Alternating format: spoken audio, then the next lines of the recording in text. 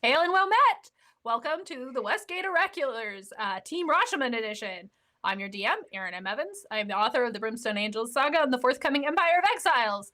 And I have a little bit of a cold, so hopefully my voice doesn't give out, and I want to apologize ahead of time if I don't understand something you guys are saying. I can't hear out of this ear great, but it's getting better. Before we start, I have a couple cool things to tell you about. The first of which is our sponsor! Idle Champions of the Forgotten Realms is a strategy game that unites iconic Dungeons & Dragons characters from novels, campaigns, and popular shows into one epic adventure, which includes Farida Havlar and Mehen from the Brimstone Angels saga. The game is available on Steam and Epic, Xbox One, PlayStation, Nintendo Switch, iPad, iPhone, and on all Android devices. Today, the great Modron March begins. They have a really great Modron Core Supercharge going on. A new champion, Nordum, the backwards Modron. It was very funny. A lot of cool stuff. So if you love Idle Champions like we love Idle Champions, you can grab that code at the bottom of the screen and get yourself an Electrum Chest of your very own. But we do hope you stick around.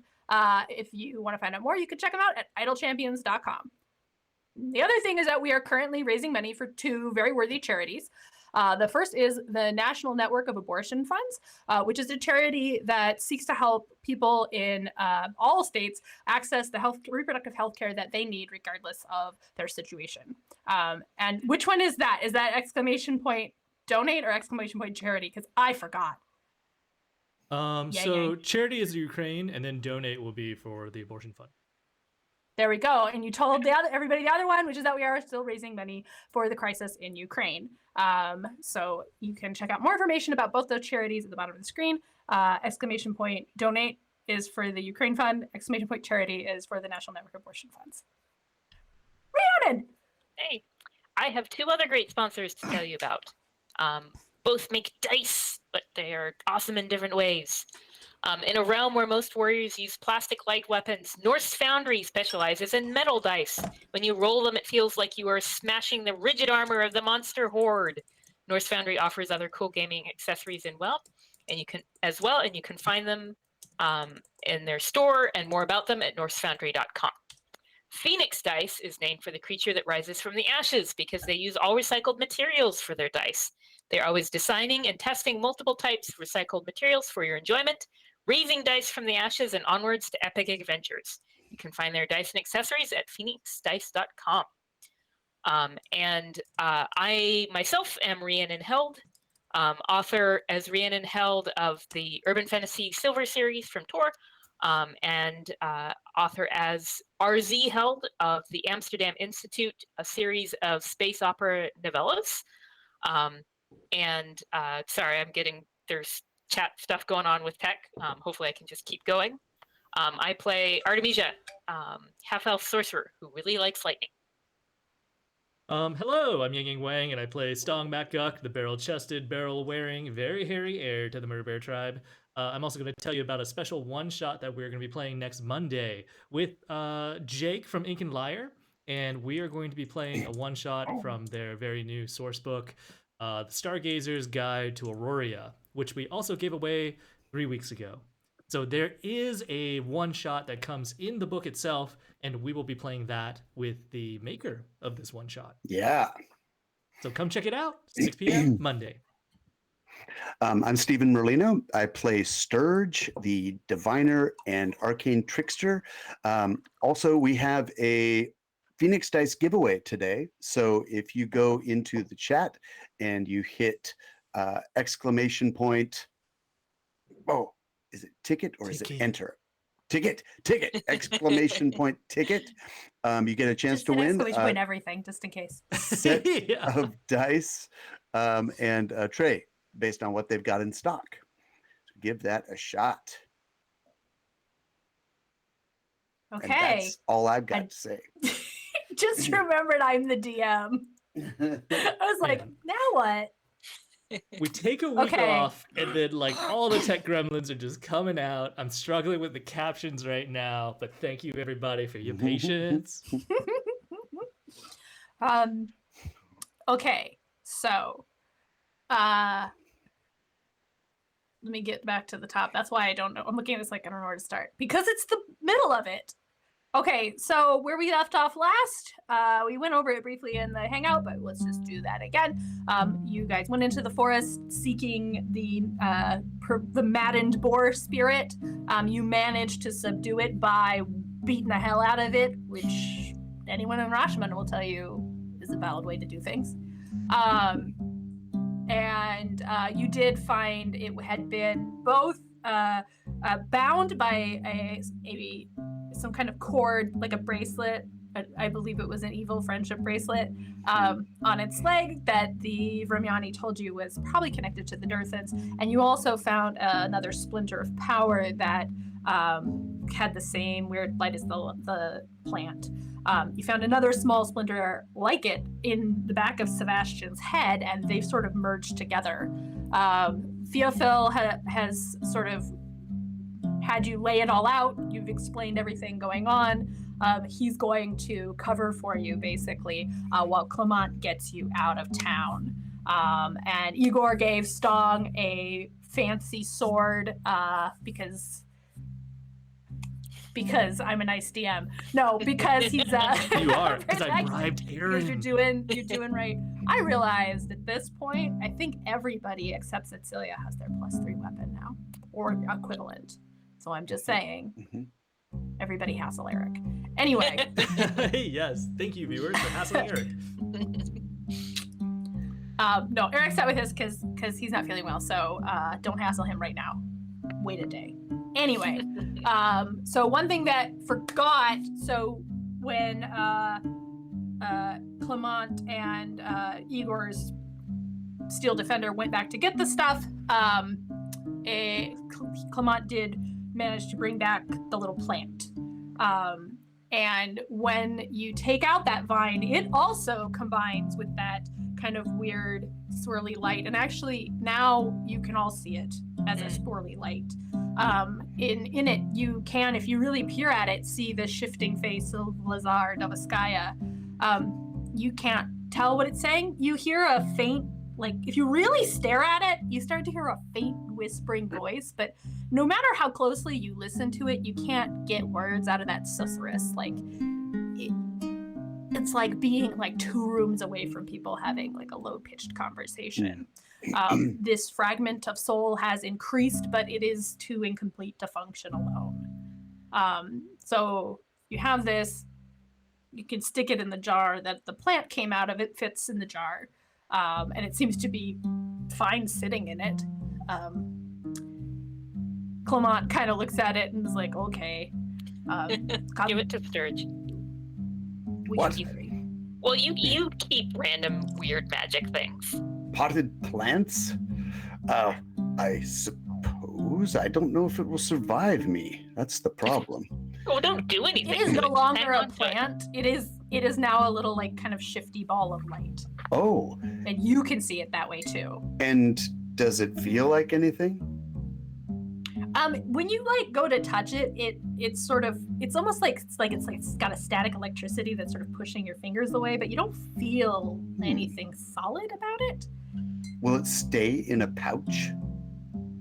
It'll Well, it's stay got in the its jar. Oh, it's in its Yeah. jar still. Yeah. Yes, You I could can put s- it in a I can pouch. s- It would I stay can in the pouch. Okay, I can store it.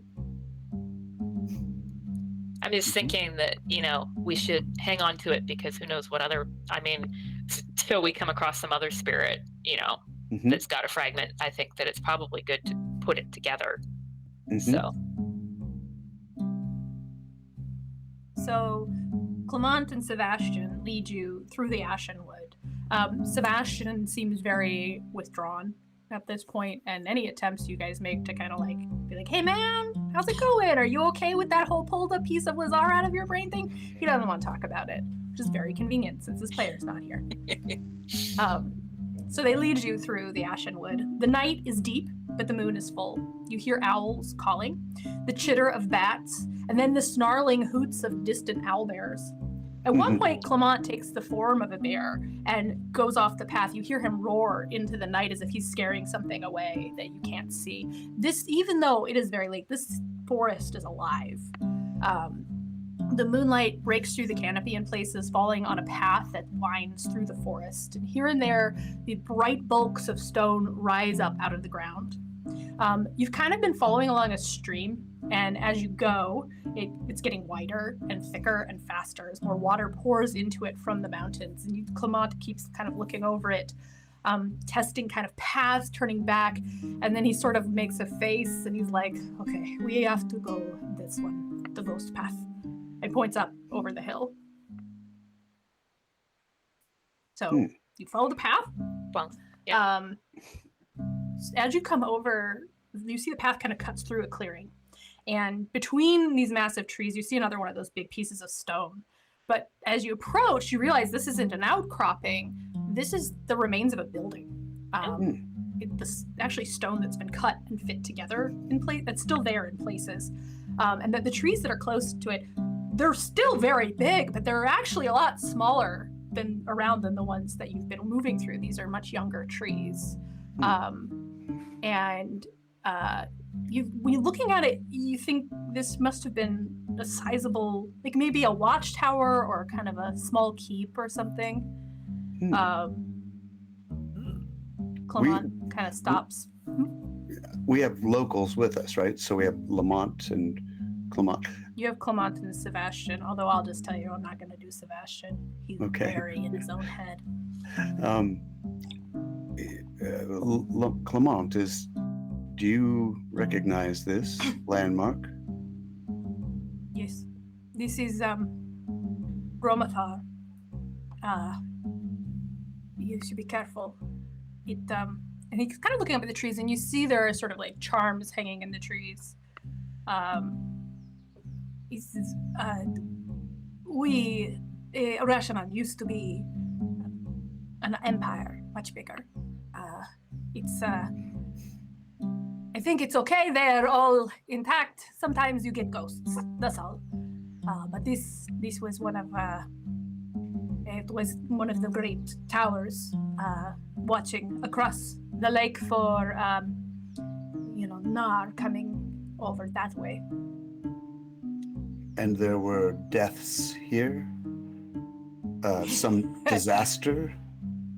Yes, you see we used to go from the Endless Waste all the way down to the other side of Fae and back beyond. But the Nar, they started summoning demons. They summon the demon giant. So we bind a flight of white dragons to get them back. We build portals on the other side and bring our constructs through. You think we are okay? Well, we are very good at magic items, but we used to be something very different. You can see sometimes you find pieces of the constructs there. They're extraordinary. So we bring them through behind to attack them from the other side of their lines, and they summon the demon lord out of the abyss. And we fought, but the demon lord, those are pretty bad. I don't know if you've ever, you don't, I hope you're still standing here, so I think you haven't. So the only way we could stop it, we summon the fire itself, Kosuth, the elemental fire. And that is how Romathar fell. Our ashes mixed with Narfel's. So, when they say we used to have an empire, he just kind of nods. So what prevents your people from trying to remake your empire now?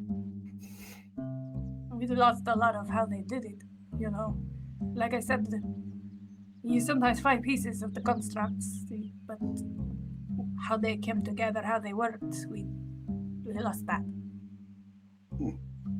Was that what Lazar was trying to find? Or just Lazar was out for Lazar? I think it is the second one. But you are going into the Durthans territory. They will tell you this is what we should be. We should be great enough to summon the fire itself again. I don't know if that's the case. I mean, I would think not, but no one asked me. Well, I'm sorry to hear that such a great tragedy befell your people, Lamont. Thank you. I think, though, it is probable. I don't know. I only know what I read about the rest of the world, but it seems this is the fate of all empires eventually. How long ago was that? That's a good question that Aaron didn't write the answer down to. Before or It's after at the least, spell plague? oh, well, far back, thousands of years. Just a week ago. You guys came last week. It was in March.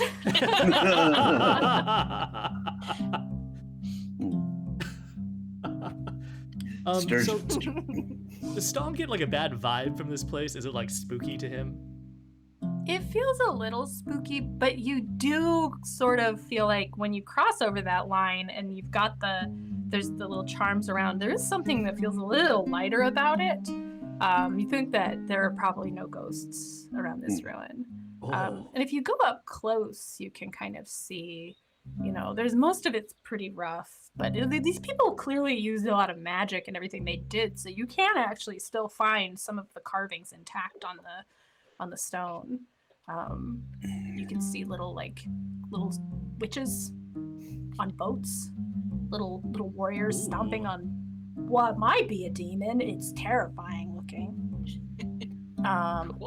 Make me a perception check. Get my little dice corral. Oh well. Wait, hold on. Let's see what you're 8. doing. You'll have to hear me rolling my metal dice on the desk. There's something's up in the trees. Other than the Something's charms? moving around. Yeah, Something's something moving. alive is moving around. Yeah. I'm going to indicate that and say up to 2 o'clock, up about 30 feet up in the trees, something's moving. Can't tell what it is. Ooh, like a ghost. A ghost? So Artemisia, you've got dark vision, right? Yeah. So you look up at where Sturge is pointing, and it's just an owl. Kind of preening and rustling. Stong, do you have dark vision? I do. And did you do true sight when you were looking at the thing? You mean the boar? No, yeah, well so it's still on, so you don't see an owl.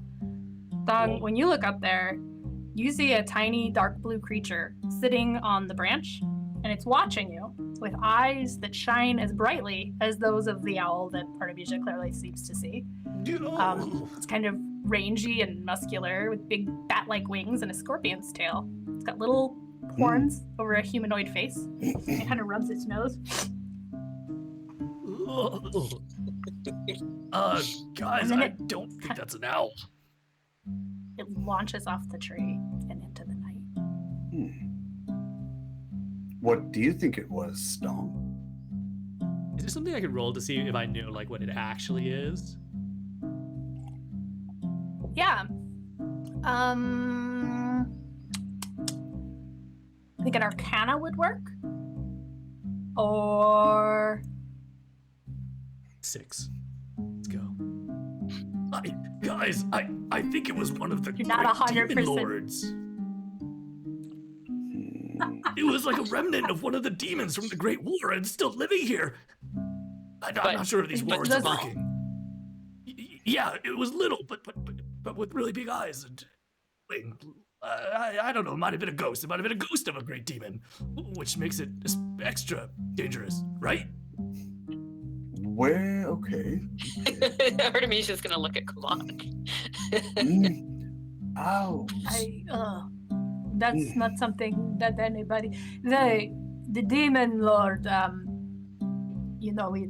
He was over on the other side of the lake. We killed it. So Oh. if his ghost is around, I think too. When you kill a demon, it just goes back to the abyss, and then sits around and plots how to get out again. But like, what if it was like the ghost of a demon? Well, we should keep going. We don't have to stay here by this tower. Which direction did it fly? I like this Stong idea. points in the way, the direction that flew away. Did it fly the direction we're going? It's a little hard to tell because you are deep in the woods and it kind of just launched sort of up out through the canopy. You think it was heading vaguely toward the lake, but once you come to the lake shore, you realize this is a big lake. Stong. Okay. So we reach the lake shore? Yeah. We reached the lake shore, okay. So you reach the shores of Lake Ashenay. Lacy ice trims the shore, spring still fighting against the cold grip of winter. Clement moves his hands in a spell, and what appeared to have been a patch of thick rotting reeds becomes 4 boats arrayed along a pebbly beach. They are painted with Rishemi runes and images of salmon and otters. He says, these are the witch boats. They take you across the lake. You speak the command word, and then you say for it to move, in which case you point where you want to go, stop, or return, and then it will come back here. Okay. So you can take this just across and then tell it to come back. That's good. You can, of course, do what you were discussing and fly across if you want. But they literally have these in the source book as a way to get across the boat. Artemisia wants to go on the cool boats. And also save for telekinesis for later. Are they dry inside, or do they have like 2 inches of water in them or something? I want to say, of course they're dry, but I've literally never been in a rowboat type boat that didn't have water in the bottom for people getting in out. Yeah. So there's a little water in the bottom, but definitely if you get the seat at the back, that one is relatively dry. Artemisia. Dibs. So after you two get in, so Stong like was thinking about taking the Pegasus, but he like gets in really closely after you, and he gets like uncomfortably close to both of you. Like he normally doesn't stand so close, but like he stands like really close to you, and he's like looking out into the darkness, like left and right. Let's go, guys. Could I just for a moment, can I talk to you? We kind of beckon Artemisia. Sebastian can get in the boat and sit uncomfortably close to you, Stong, so you don't feel too scared. What? How could you tell? Sebastian shrugs. Yeah, Artemisia kind will. of pulls you away, and he's like, so Sebastian is leaving. He has a lot of good things to say about the world out there.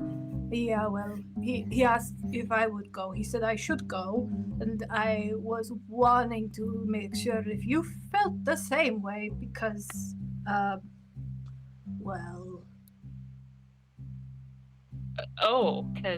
So I thought you were just showing us the way, and then so this is where you would go back if you were gonna go back, right? Here? Yes, and you Okay. want me to go back. Yes. If you wanted to come, but well, see, you're very nice. I want to be clear about that, but I don't know you that well, and well, and you, this is my home. yeah, I mean, and you actually have like a relationship with your mother, and I can say that without Sebastian like chiming in because he's over in the boat. And that is valuable. And so Yeah. you shouldn't like just give that up for, no reason. You seem like somebody who wants to stay here. Yeah, thank you. Yes, great. Okay, I just wanted to be sure. I mean, you're wonderful. You're very nice, but I have known you for a day. And I was a little worried because Sebastian was making strange noises. I think maybe this is what is right for him, but I don't think this is right for me. And it is too bad that we don't have more time together. I think if I were going on the Gemma, I would like to see you, the wolf pretending to be the fancy city lady. You don't mean the other way around? The city lady pretending to be a wolf? No. Well, I mean, to be fair, I don't know. But I think, again, I only know you a little time. I think you are like your sister in this. You're both wearing a mask. It doesn't mean it's a lie, but it means you're telling people what to see. And that thing, it's not all of you. From what you tell me, I think you show them the fancy city lady face, but I already know you're the wolf that charmed the coyote spirit. So it's I think it would be kind of funny. Well, you should write. I mean, I don't know if I suppose the letters would take a very long time to. Well, I wanted to make sure you and we are on the same page, but I have this. He takes out a little letter book and gives it to you. He says, "You don't have to use this. It's just an idea, but you can write in this one. I have a different one, and it will show up in there. They're like letters, but just getting letters in here is tricky, and you have to be very careful what you write because everybody reads it.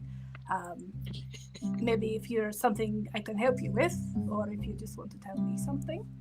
But like, do keep in mind you are heading into enemy territory, so and I'm about to possibly piss off all the witches, so maybe we, do like the elk and let the boars test the following river.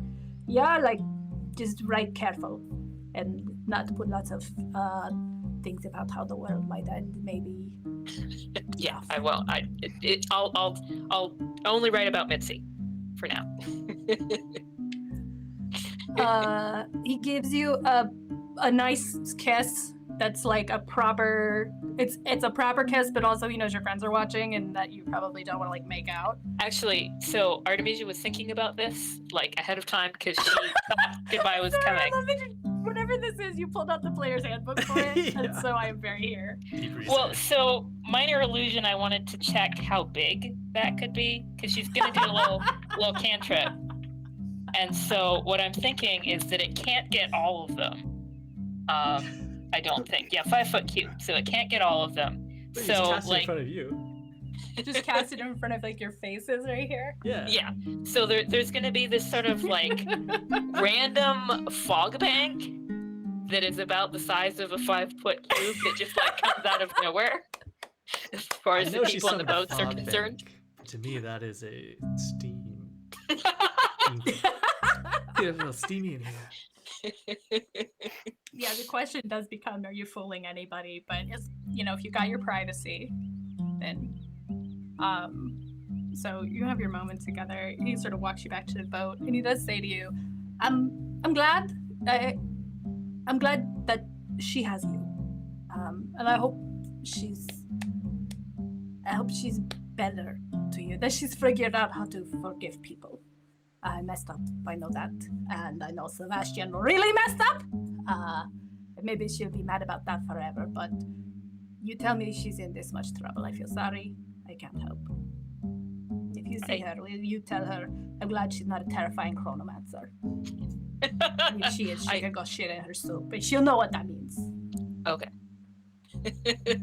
I'll write about her when I figure out how to write without giving away her secrets or something. I'm sure she would be worried, but maybe she could write in it, couldn't she? It shows up whatever. Well, don't make her do it, because I don't want it to be weird. Okay. And don't let her read other things, please. I don't want to get. I promise. I mean, I don't want to assume what you're gonna write, but you know what I mean. And we just stop talking about this now because it is not working. Like, Okay. draw pictures of butts in it.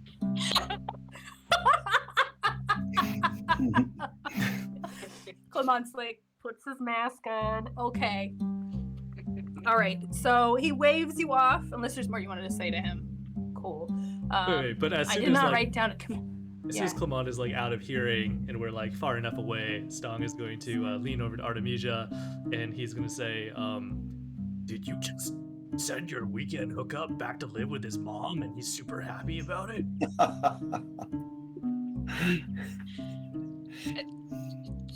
Well, he shouldn't come along. He's not that kind of person. No, I mean, who would props be... to you. he's going to like put his fist out for like a little fist bump. Artemisia's just like, I don't know what I'm doing.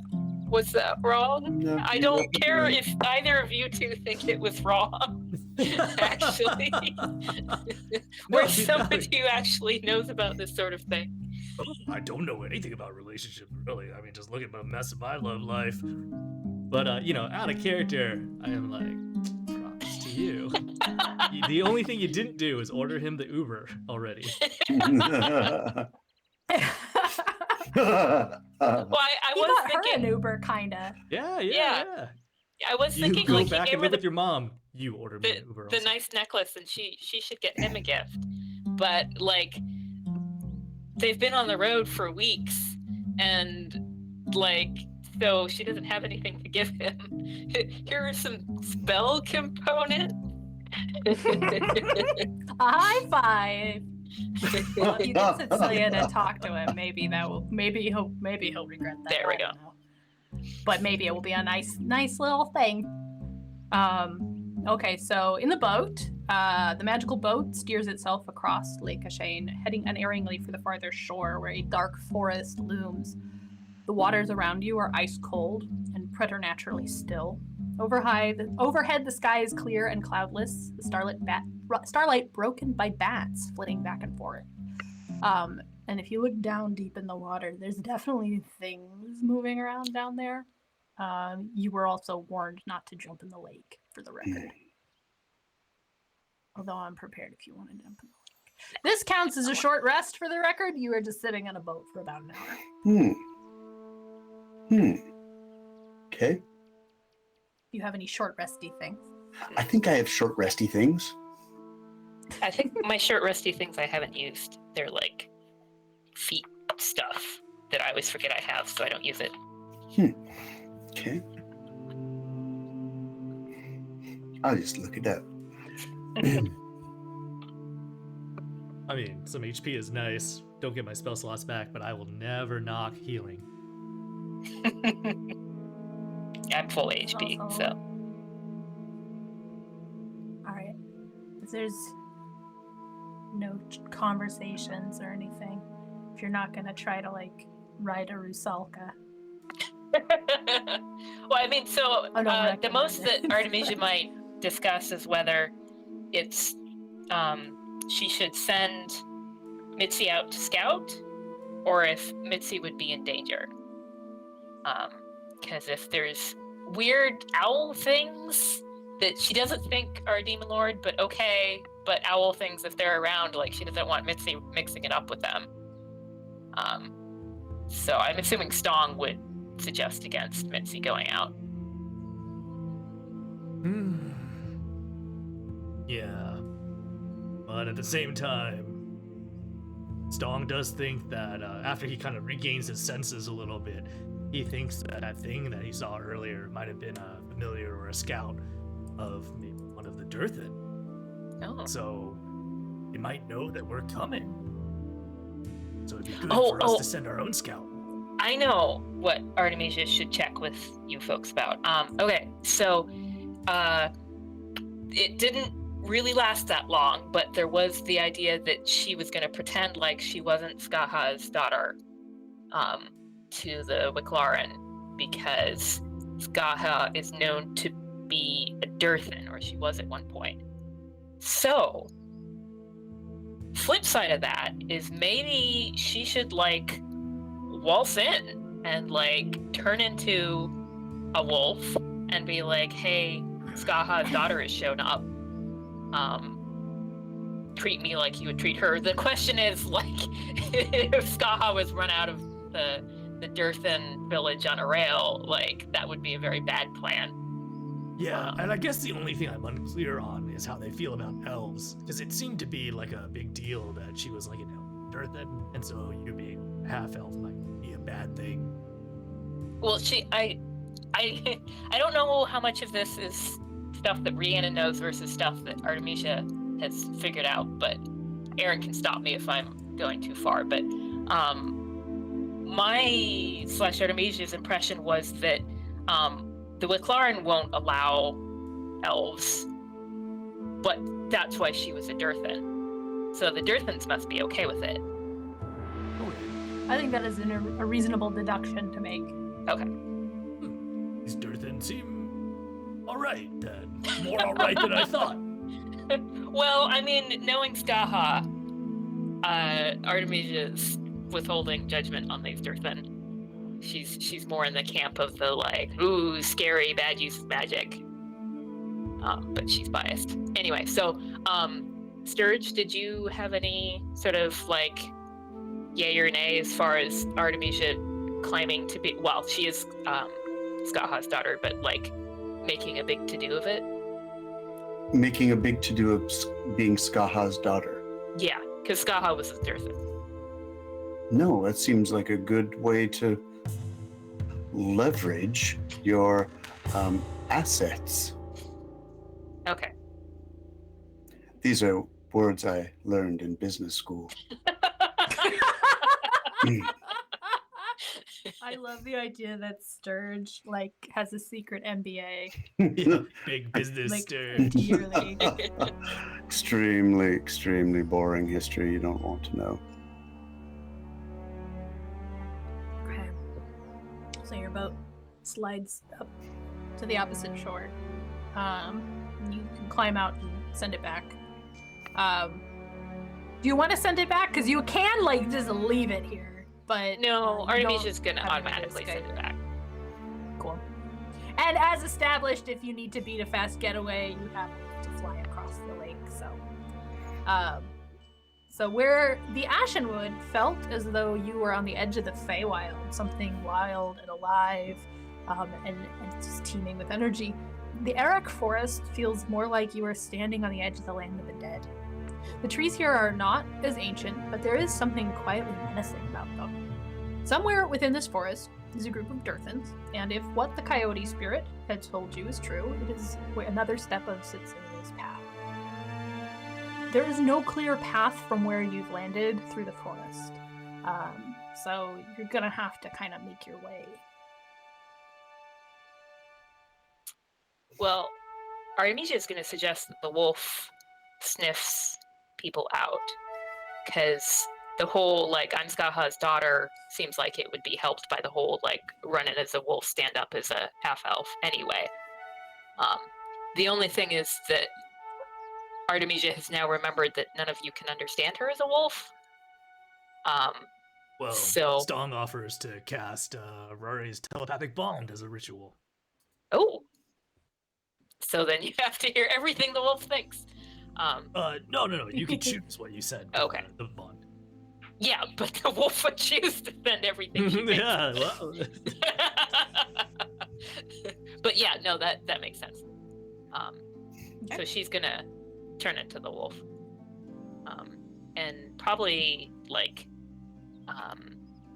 sort of like bristle up and be like, I don't like it here. We should. Well, I guess we gotta stay here, but I like the other place better. We should go back. This feels wrong. Well, so Stong's gonna kneel down over Artemisia and like kind of pet her a little bit, and then he's gonna say, Yeah, but we need to go on. In this place, we'll find the key to dealing with the Golden Raven and then finally helping your sister. Okay. Do it for Setsulia. Yeah. I might still hunt, even if it tastes bad, because I want to hunt. I haven't hunted in a while. All right. Sturge? Gonna tell about. Oh, sorry. Sturge wants to I'm so just sorry. examine. It's okay. Sometimes I can't tell if I mute because my cat came in and started meowing because she's hungry. And I mute Mitzi's because. like, leave me out! So you said that the trees are dead? No. No. But they are sort of smaller. They seem, whatever kind of tree this is, it is darker. It seems just, it feels more. If you want to make some kind of nature check, I will make up what these trees are. But the gist is, like, it feels sort of, it has a kind of, it has a rotting kind of feel, but they all seem to be alive. The leaves just seem heavier. It feels spooky. Right. If I could get my green screen to work, Right. I would make the spooky forest show up. But Okay, I look okay. like the embodiment of the spooky forest. So yeah. So it's not that they're dead, but it is like if a forest was gonna be haunted, this is the forest. Hmm. ooh, Stong is walking really closely behind Sturge then. Mia Wolf will protect you. She'll bite the ghost. Okay. And Stong makes a mental note. He's going to throw me a wolf at the first ghost he sees. Okay. How long do we suppose? How far are we? Are we going to encounter the Durthan camp before we sleep, or will we be days in seeking them? I So- don't know. You guys aren't really sure. We don't have any locals with us anymore. You have No. Sebastian with you. Oh, Oh. And Sebastian can tell you. Here, I will put the little I'll put the little sticker on the map so you guys can see the map on Roll20. mhm. And if we want to put it up for people, we can. You guys are currently here in the Erech Forest. You're really probably like here. Mhm. And I will say this map has the forest a little on the small side and set back. It actually goes all the way up to those mountains.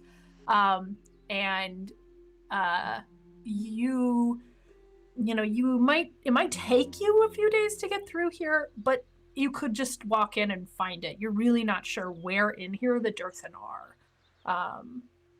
Okay. It will be a matter of whether Mia Wolf can sniff them out. Should I be rolling stuff? Yeah, unless you guys want to do anything else. I was just wanted to make sure everybody No, had done all the prep they want to do. Sturge doesn't understand tracking very much, but he is very observant, so he's just going to be looking for signs. Stong's really good at tracking. He spent like a long period of time living in the wilderness. So he might use his survival skills and look for signs. Okay. Humanoids. Okay. All right. So you move into the forest. Mia Wolf is sniffing around. You can make me a perception check, Mia Wolf. 18. Nice. 18. Okay, so you smell a bunch of things. There have definitely been people. You get a whiff in one direction of kind of smells like a fire. There's something kind of that's kind of off to your, let's say it's off to your right. There's something a lot closer that smells kind of like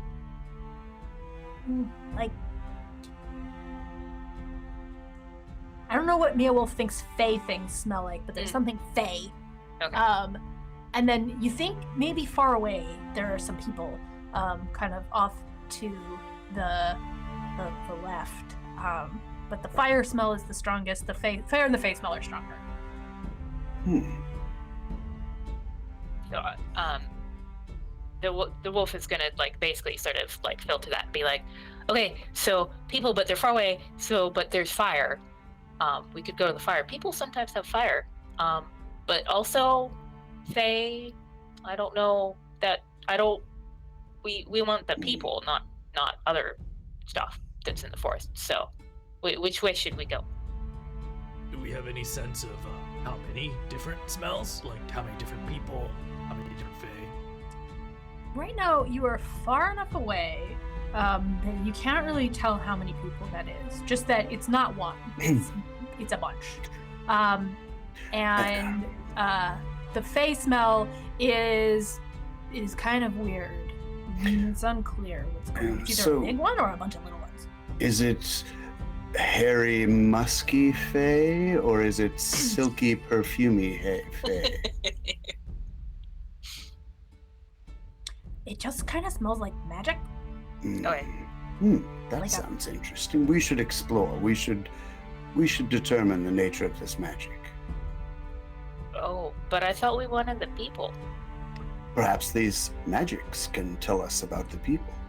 Generally, magic accompanies people. At least, it accompanies me. And I'm a people. Who knows? Sturge went to business school, so I'm sure he really has a good way with people. I think we should really move on this actionable intelligence and leverage all of our assets in order to achieve our objectives. Your North Star. I don't understand that reference. That's from Rhiannon's day job. Hmm. All right, so which are you going after? The face smell?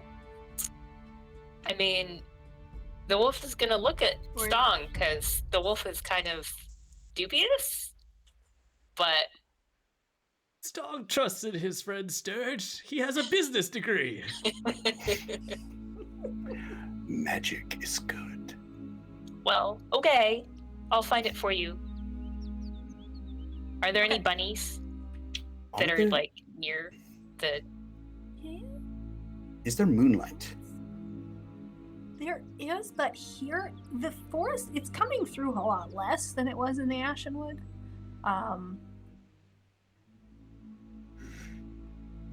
I also realized I made a tiny mistake, but I'm gonna roll with it. Wait, It's okay. no, it's fine. It's fine. I'm the DN. It's fine.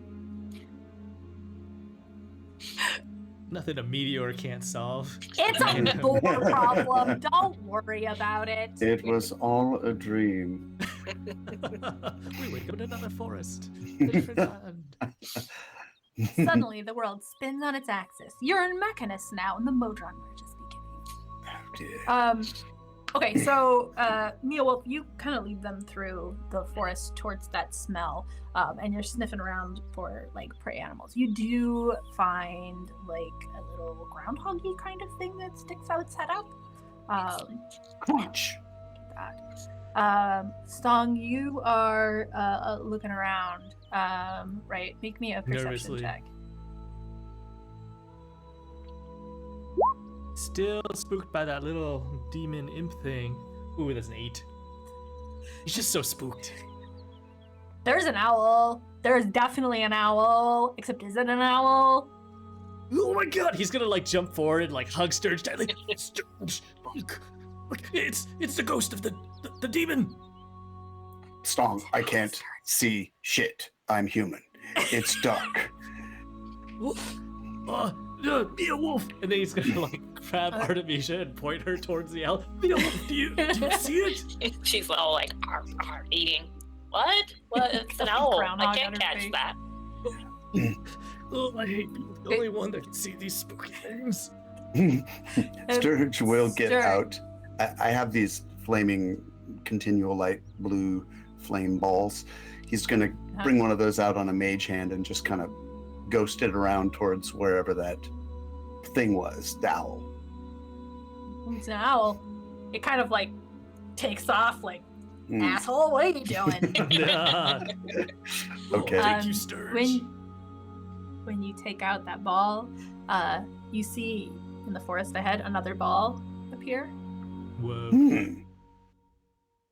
I move my ball like this. Another one. Oh, there's two. This is I'm doing this. interesting. I hope these aren't the kind of fae never mind. I have And to a third see one. with this, so I'm just gonna keep it up above our heads, and draw both wands. Entangle and magic missile. Okay. People with dark Um, vision, do we the- see anything? You do see it, yeah. Sturge has a very high passive perception, so I figure while this owl stuff's going on, he does notice the lights come out. So there's like 3, 4, 5 little globes of light, and they start kind of moving as though down a path that you can't see from where you are, but they're very much in a line. I think we found him, Sturge, the thing that you wanted. So we should go get him, right? I should go run after him, get him. It might be a trap. Oh, I don't like traps. No, it's Trap's best to explore cautiously. Oh, Let's go see what if they left any tracks. oh, okay. Smell. Yes. Go smell. Okay. And Mia Wolf is gonna mark a tree, because if we're getting into people's territories, she should. Then you'll be able to marking. find out. Yeah? Yep. Yeah. Okay, so you kind of work your way up to where you saw those things, and you sort of sniff where they are. You smell that weird magic smell, But that's all you smell. Stong, do you see any tracks on the ground? Dong's gonna examine the ground. There's no tracks. Hmm. You just Nothing. see that row of lights moving ahead of you. Nothing, flying. Sturge. It's like they have no legs or feet. It's like they're ghosts. So, have you ever heard of an anglerfish? It's a deep sea fish with a little thing with a light on it that hangs in front of its mouth, and curious fishes come up to it to inspect the light, and then I wonder if this is the Fey equivalent of an anglerfish's lure, and we are to follow them right into the maw of disaster. I think we should follow it and find out. Even the wolf is like, wait, I mean, he's got a business degree, be a wolf. no, I don't want to be eaten by a maw. We should go back to the people. I'm gonna go to the people. She's gonna like turn around and like sort of like walk real slow, like, Mhm. oh, Wait, I'm wait. going. Look at me going. No, don't separate from us. Well, the other option is to do exactly as she suggests and see if the lights follow us. Oh, that's better. I like that better. Yeah, we could definitely try that. So We back don't the have way anything to we came. obscure us, right? So that all these ghost imps and ghost lights can't just easily find us wherever we are. It kind of, strikes me that we're sort of just tromping through the forest. Stong, you're a great, huge, armed man. You are going to be fine. I rely upon you to be fine. Snap out of it. Try Sturge, but ghosts are spooky. You charged the Night King Yeah, and but that's a pushed him. vampire. Oh. A couple lights, you can handle it. The wolf's gonna come and be like, you can put your hand on my neck, and then I'll walk, and we can walk. Plus, Okay. you can put your hand on her neck. Okay. Mm. Isn't it good that I marked? Because now we can go back, and I can smell where I marked. Mm. Genius. All right. So are you following the lights, or are you trying to get the lights to follow you? We're trying to get the lights to follow us. Follow So us. Okay. the wolf is gonna Are you like, walking? try to backtrack. Okay. To the people Um, smell, the fire. And, Are you going toward the people smell or the fire smell? oh, I thought it was the same Whoa, one. they're different. They're different. They're in different directions. Whichever one's closer. Which one's closer, Mia? The fire. Let's The try the fire is closer. fire. Okay. Okay. So you start heading towards the fire. Who's looking for the? Are you turning back to look for the lights or anything? Oh yeah, Stone totally is. Okay. So you look back, and the first couple times you look back, you see the lights. They're sort of moving further away, and then you look back and they're not there. And you're walking through the dark for a little bit, and then the lights appear kind of off to your right. And it sways back and forth, almost like someone's. And then you hear someone call out in Rashemi. Sturge, do anglerfish speak Rashemi? No, Okay. that was a metaphor. Okay. Oh, Can sorry. Sebastian provide us a translation? He says they're saying, "Hey, over here."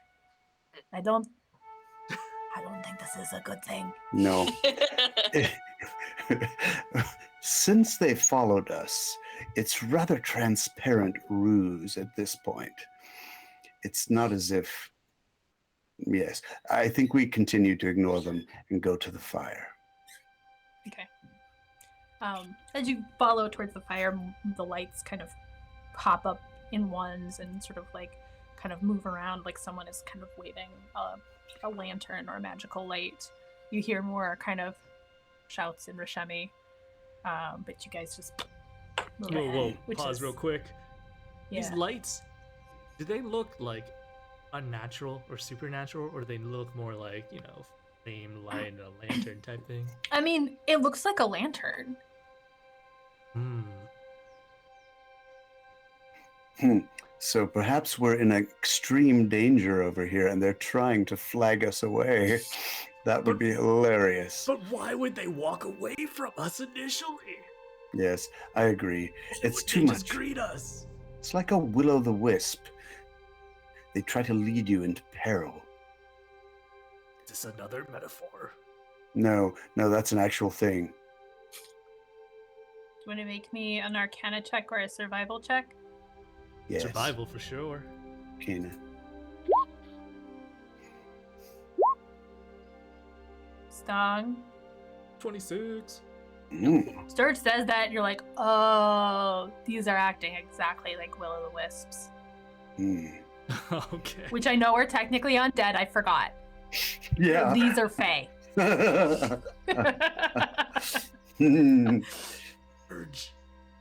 I think those are will-o'-the-wisps. Let's ignore them. They might become bold enough to attack, but that's on them. Let's find out about the fire. Yeah, let's get closer Okay. to a light source. So you follow me a little towards this fire, and you come up to an actual clearing where the moonlight comes down, and it reminds you a lot of the one in the Ashen Wood. Only this structure seems more recent. The tumbled stone, the charred beams. You kind of smell the fire still, but this looks really old. Oh no. You also notice there's no charms on this one. Oop. Drifting through the ashes, you can see a woman's ghost. Her mask is pointed like a bird's beak, and her braids are almost serpentine as they sort of writhe behind her. And she keeps kind of like reaching down to sift through the ashes, but she can't actually touch them. She has not noticed you. Doll's just like huddled behind Sturge, like, Tell me when it's over. How far away is she? She's probably like 30 feet away from you, 45 feet away from you. I have to cast detect magic. What if she's sifting for magic item she's lost? Okay. Stong? Should I bite her? That seems really unfriendly. Plus, Oh. fighting ghosts probably won't work. Oh. So, detecting magic. Is there magic in Unfortunately, the ashes? nothing is flashing at you. She seems to be looking for something that isn't here. Damn it, stupid. He's just gonna shout, "It's not there, stupid! You're dead!" No, I'm kidding. Just kidding. Man, telling me we'll not to bite her and you go and do that. Rats. Okay. Should Well, we leave. sneak Yes. by her?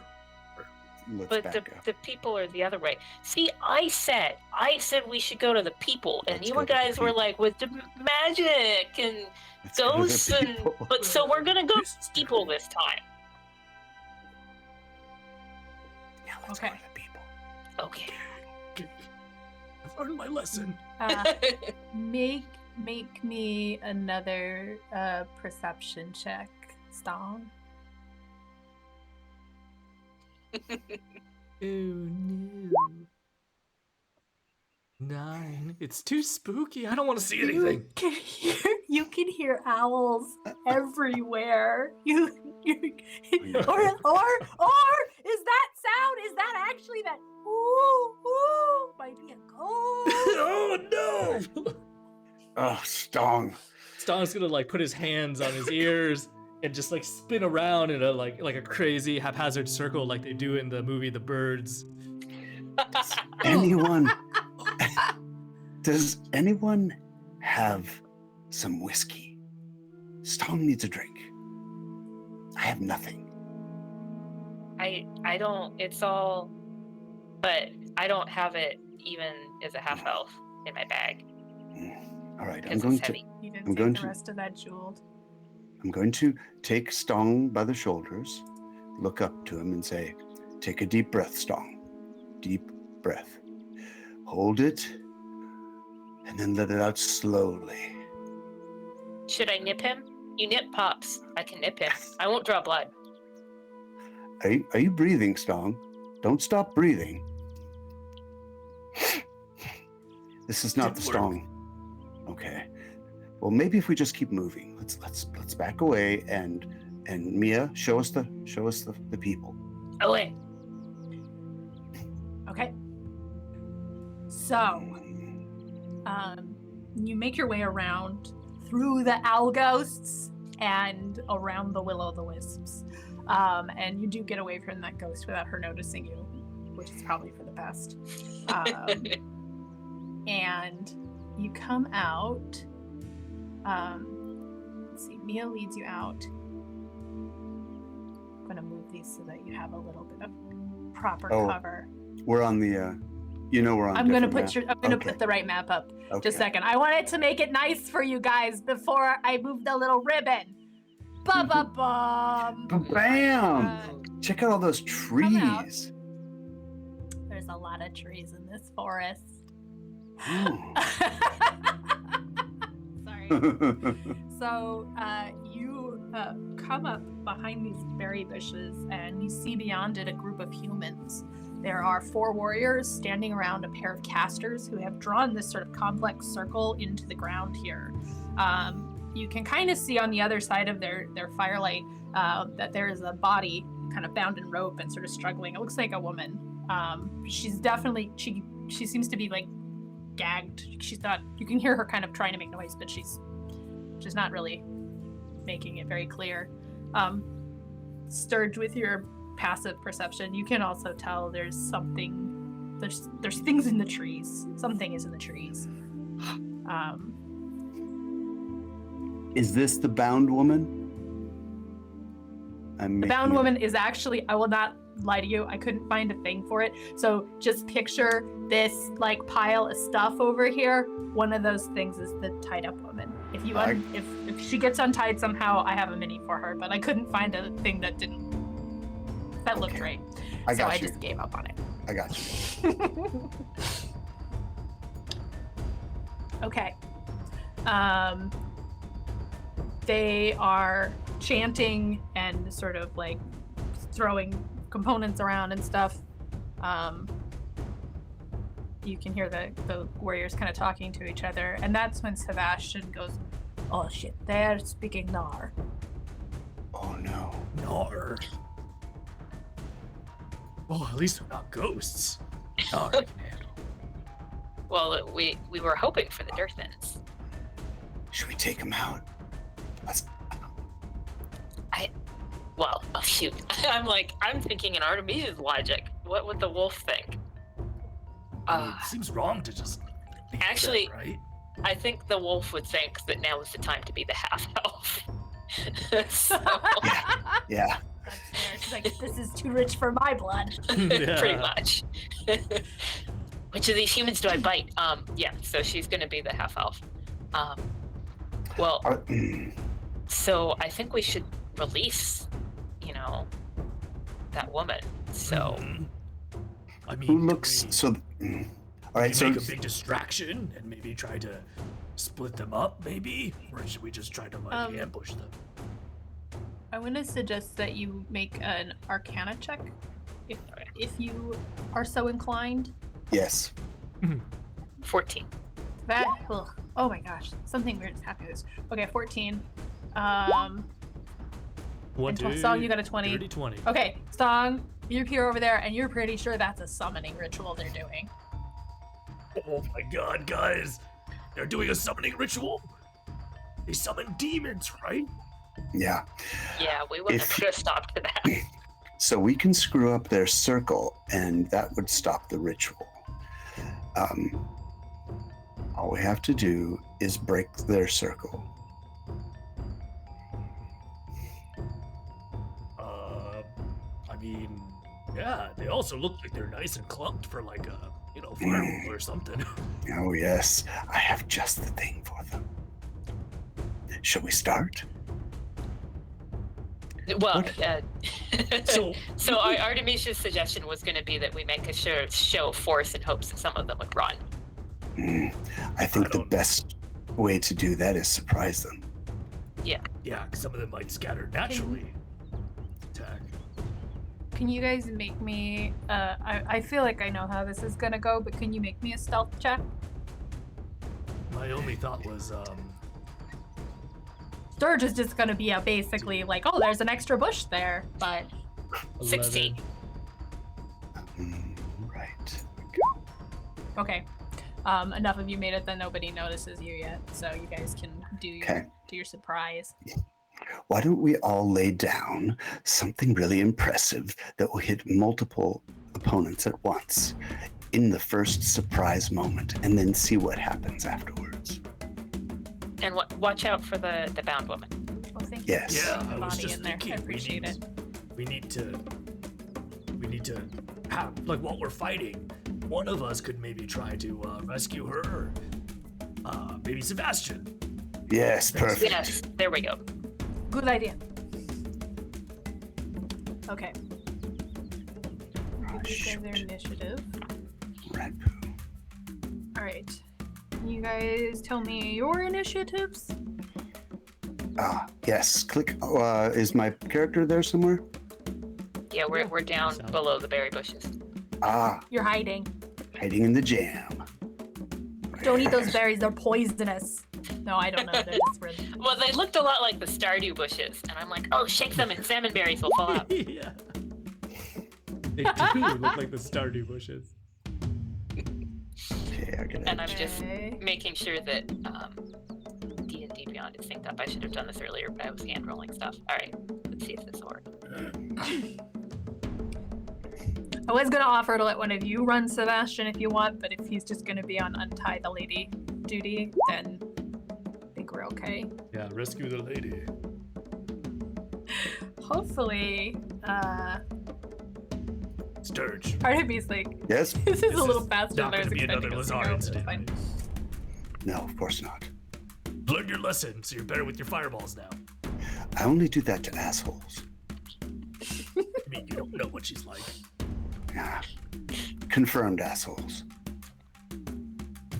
All right, Okay. give me a second here. I'm trying very hard to do something, and it's not happening for me. That is fine, because you are the top of the initiative order, so when you are ready, this thing kicks off. Okay. Why is this not happening for me? Okay, well. Guess I'm not going to do that. So, I'm going to. Sturge is going to. First of all, just give me an idea. There's 2 casters, is that correct? Or were there 4 casters? You see 2 casters, Mhm. Do I get a chance? and 4 warrior guys, do I have who I to say- probably should have placed differently, but I already put them there, so. Okay.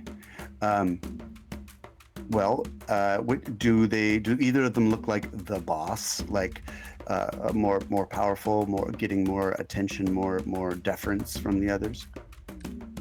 They both are very deep in this ritual, so it's not clear the sort of relative hierarchy of the two.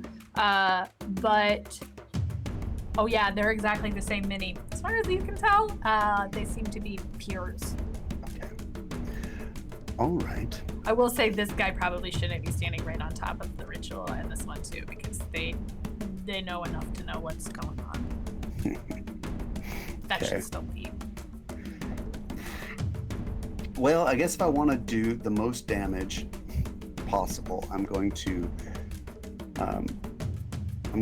try to coordinate with the others so that we all cast ours at the same time. So I'm holding my spell until I see them getting to the final motions of their spells, and then I'm going to synchronize it with theirs. Okay. So, and it's going to be a fireball, and it will hit all of them except for this dude. Okay. Okay. And you're not gonna hit the bound lady, right? No, it will not hit the down lady. Although she'll get warm. Just Maybe singe it out will her just ropes. make her feel Yeah, that's a right. little safer. And if there are candles on that summoning circle, they will probably turn to vapor, which might screw up their spell. I don't know. So, what are you guys going to cast? Just so I know what's happening simultaneously. I was saving a chain lightning for a rainy day, and that is today. Oh, Yeah. yes. Oh, my God. There's going to be a Animate lot of objects. corpses after this round. Yeah. I'll just go ahead and roll. You can just do the damage for Okay. all of them the same Okay, so amount we of have to make those dexterity saves. Yeah.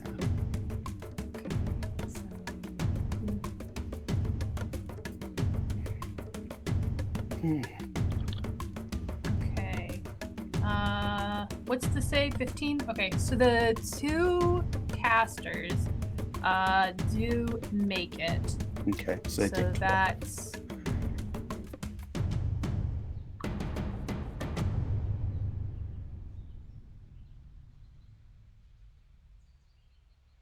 sorry, I lost one of them and I'm not sure why. Okay. Then I'll do these guys really quick and I'll figure out why there's only one for some reason. Okay, and then I'm Alright. going to move as stealthily as I can over. I'm gonna skirt in the That bushes one over misses. this direction. That one misses. Oh, you guys are making your job a lot easier. That one misses. Okay, all the sorry, only 3 of the warriors. So those 3 get hit, and yeah, you they're not very tough. So you did 24 damage. Yeah. So they should have brought better warriors. Those guys all got smoked. Ooh. Oh, Whoa, wow, whoa. Okay.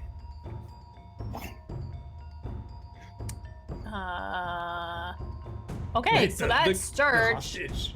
Where'd the hostage go? She's there. Oh, It's okay. right there. up top. Yeah. Oh, this. Okay. Yeah. Yeah. Okay. Okay, Oh, I'm the just lady that gonna. was right here. Oh no. Not again. Okay, for some stupid reason, I only put in 1 caster, so I'm just gonna handwrite the other one's business. I see Alright. 2 casters. So, no, in the Oh. in the combat tracker, Oh, right. there's only 1 for whatever Okay. reason. Okay. The reason being I didn't put 2 in the encounter For whatever So- reason. for some wild reason. Okay, so Oh, and at some point, Stong, before we did the spells, Artemisha's gonna be like, "Okay, I'm gonna stick close to you for the wings. Oh, thank you. Maybe this Alright, time it'll Stong. work." Also, in case there's ghosts. So Stong, so what sort of items are left over on the altar after the fireball? So that seems to have been protected by something. It doesn't seem like it's damaged the ritual. In fact, the 2 casters they definitely got kind of burnt, but they're going at it even more feverishly. Oh, okay. Animate objects, and I'm going to animate Nice. like 10 rocks from behind them, Okay? and then I'm gonna have 5 rocks attack each of them. So the one on the left. +8, is it? So one on the left was a 21 to hit, an 11 to hit, a 28, which is a crit, 12 to hit, a 14 to hit. Ignore the 10. Okay, so let me double check this.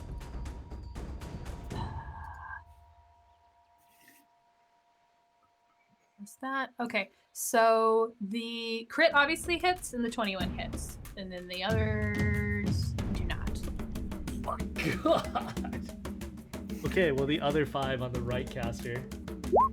Oh, that's another crit. Okay, 28, 19, and 23 are my 3 highest. Okay, so all of those hit. Nice. What's the total damage Of just the right one or left one also? on each? So the left Please. one, yeah, the left one would be 17, and then the Okay. right one would be, wow, 26. Okay.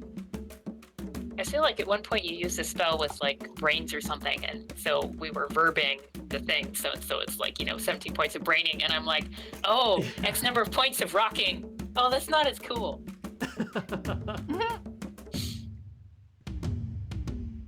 Okay. Dawn's going to step out over to this side. Try to get the attention of the casters.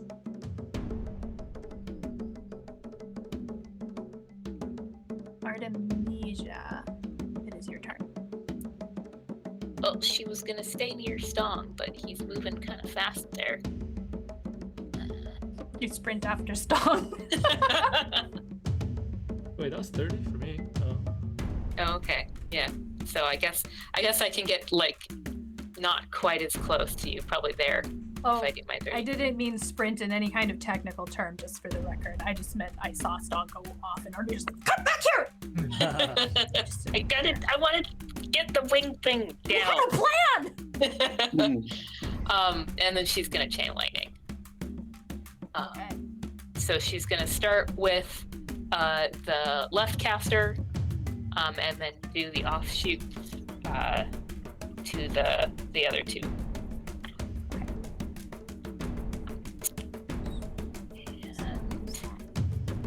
So their save is 18. Okay. And what can I save? Is it Dex? Yes. Okay. So.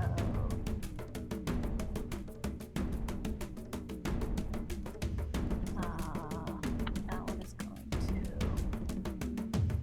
thing.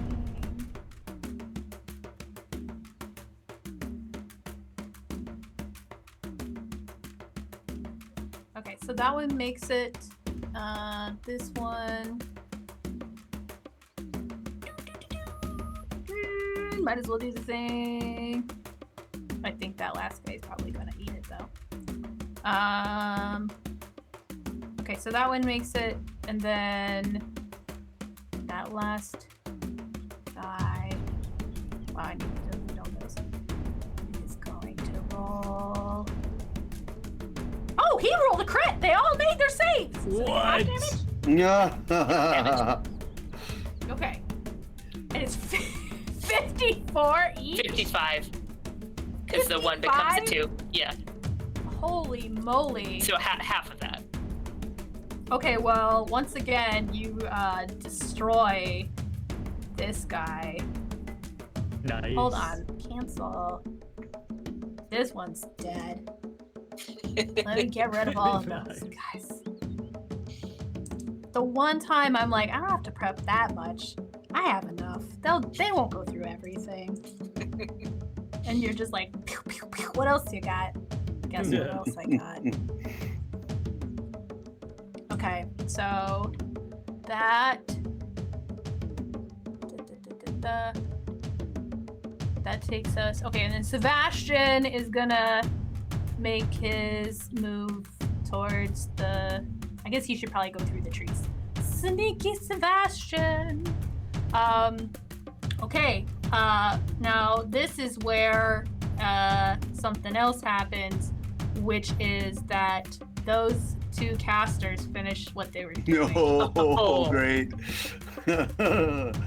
And probably, in retrospect, should have given you more chances, but I think you'll enjoy this. A Marilith appears. I mean, a snake lady with extra arms. Oh, Oh my gosh, she's so cool.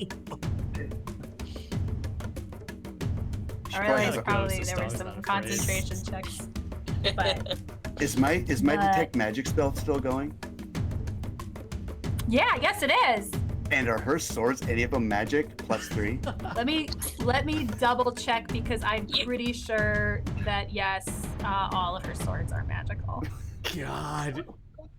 Yes. Eric's gonna hate this.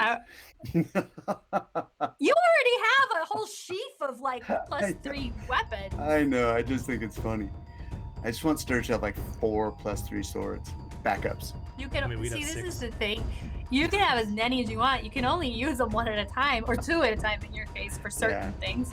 So I don't see why it's a big deal. But Artemisia just needs to trigger hers. She's almost gonna be able to trigger it. Trigger. Her weapon attacks are magical. Mm.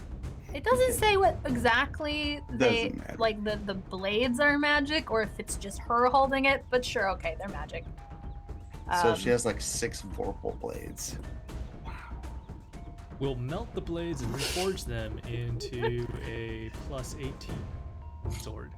Nice. Perfect. Now, I think with that revelation, it's a perfect time to take a break.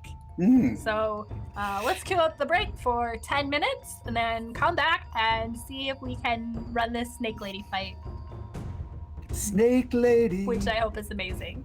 Snake lady See you in a bit. fight. All right.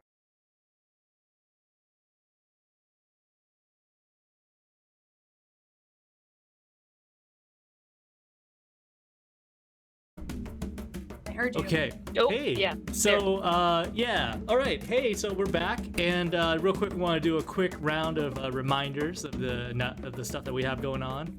So, I'm gonna go first, and I'm gonna tell you that this upcoming Monday, we're doing a one-shot with Jake from Ink and Lyre, and we'll be playing the one-shot that's in the official Stargazer's Guide to Aurora, which we gave away 3 weeks ago. So come check it out Monday at 6 p.m.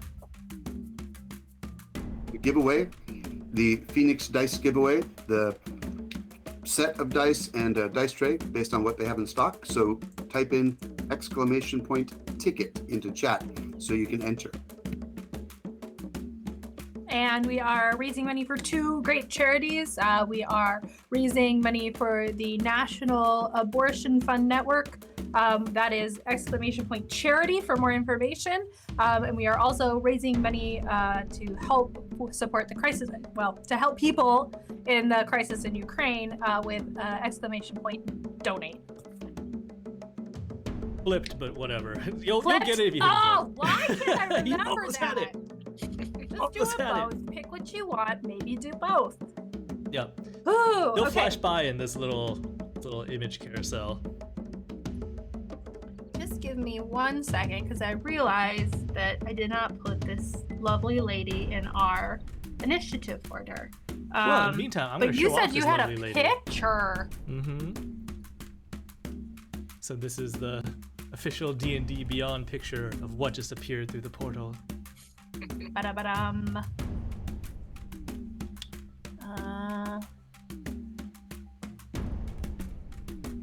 You let me roll. You won't let me roll. She's Okay. got 6 arms and 6 swords. Man.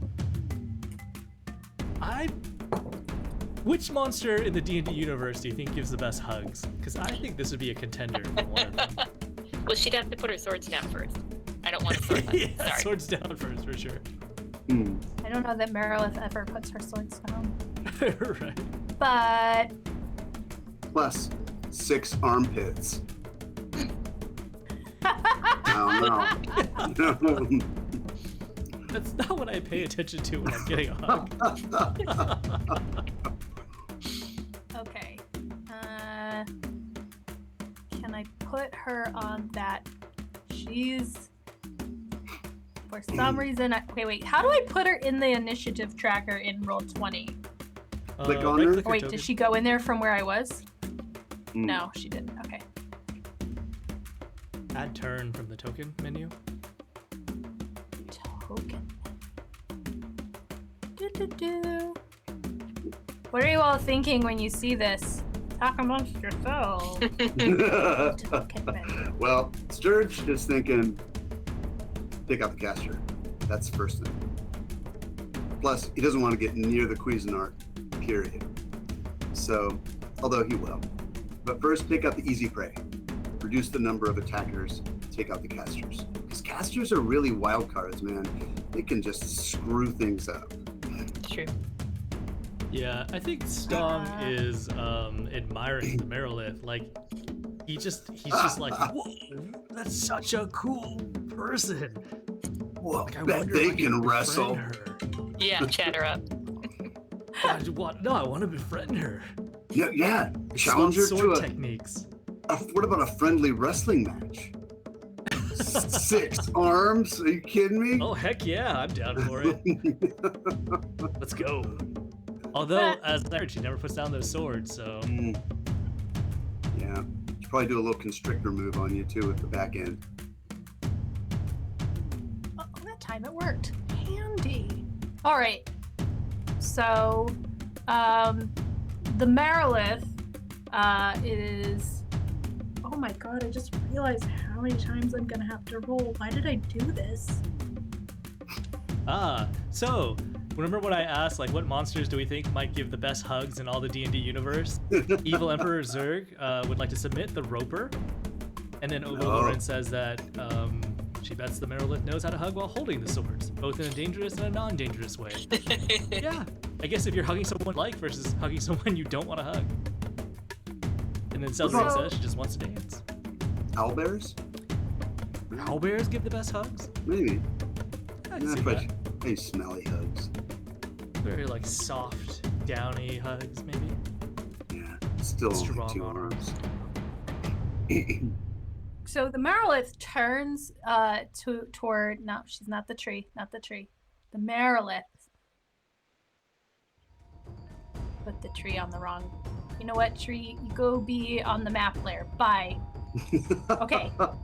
She's gonna turn towards this one, and she like raises her swords and she starts swinging them, and you see it hit this wall of magic. But even with that wall of magic, several of the blades come out, and she cuts that guy.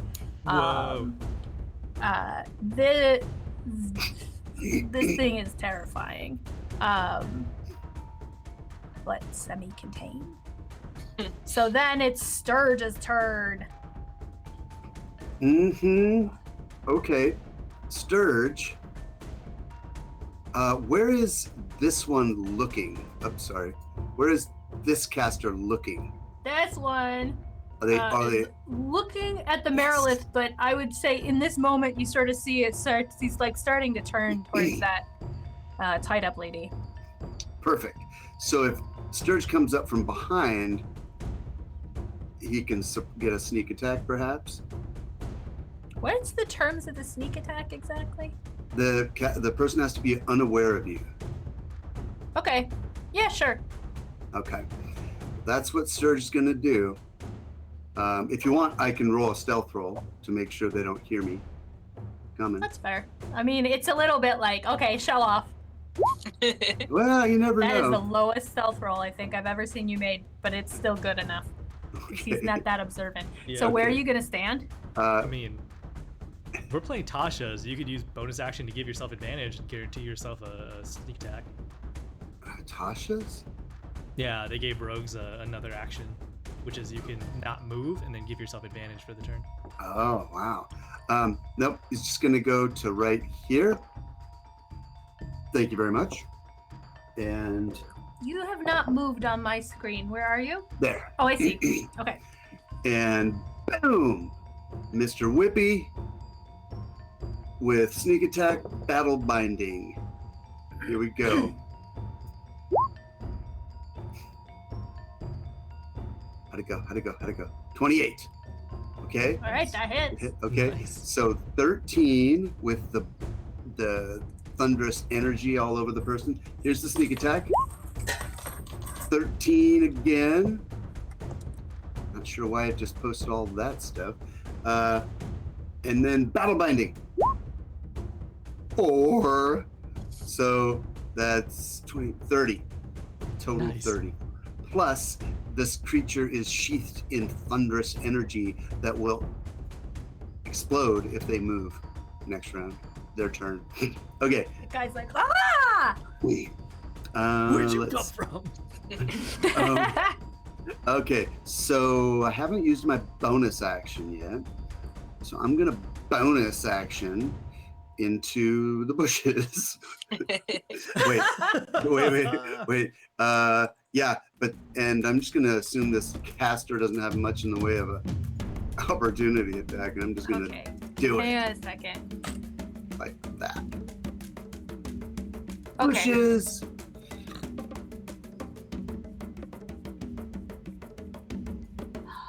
Step a little farther in there. And go a little farther. Bushes like that. He says that too as he's going.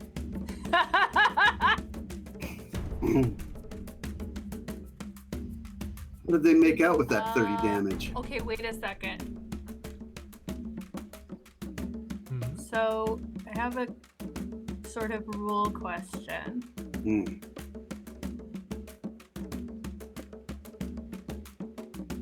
So the reach, how do you determine?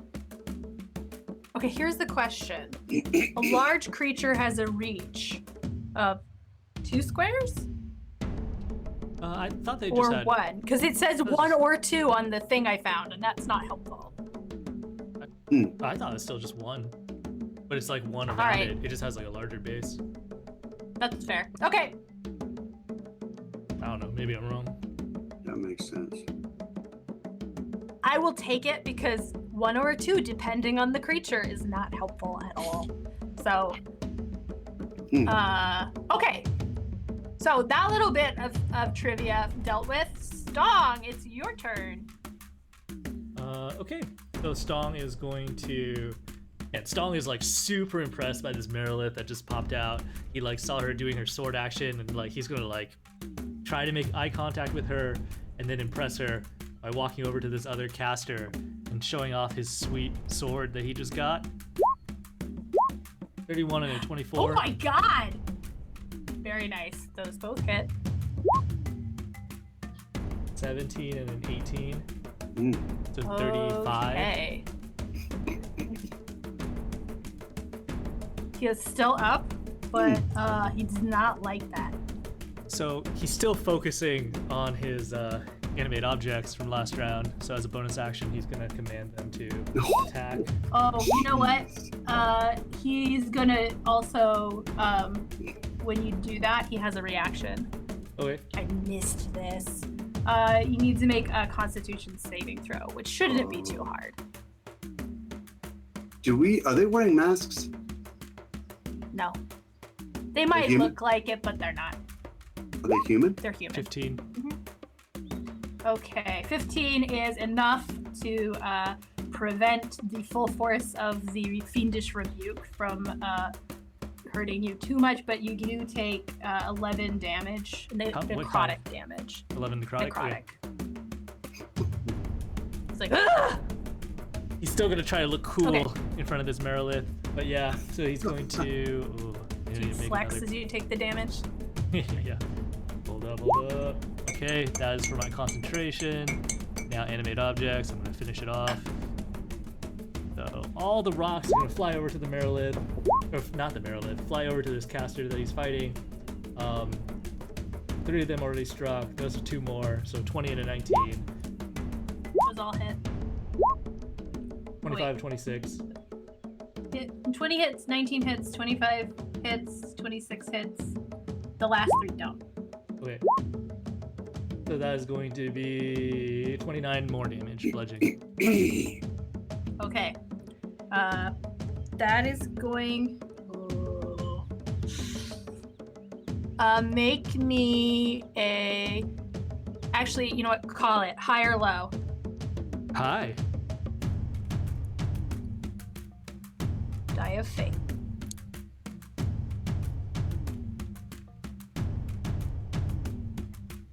The body falls very carefully outside of the magic circle, not breaking it.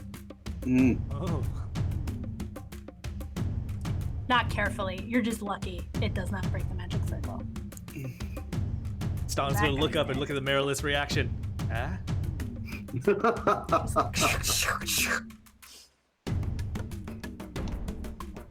All right. That's it.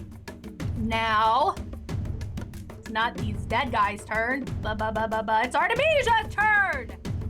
Okay. Well, I measured, and this time she can make it to there. And then I should have thought harder. She was like, "Oh, I'm gonna do this. I'm gonna do this. Oh, wait, I should do other things as well." So she's got herself 1 lightning bolt left. Can I roll like an Arcana check maybe to see whether she thinks that doing lightning at the Merilith would break the circle, because that would be bad.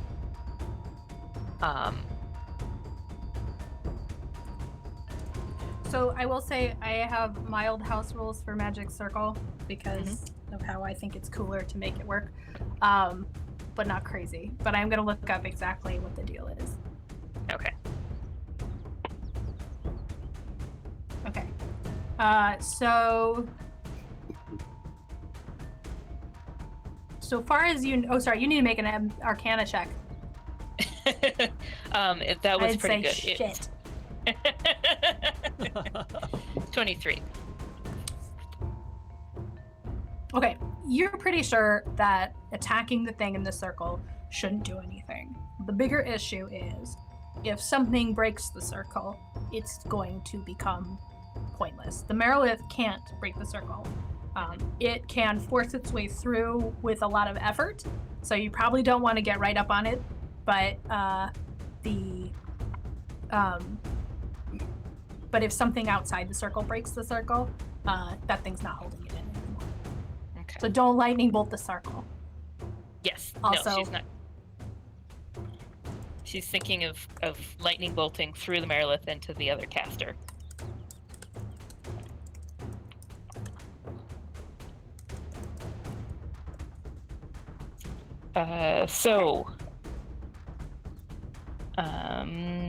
That is. So again, Dex 18. Okay, you're attacking the other caster. Well, so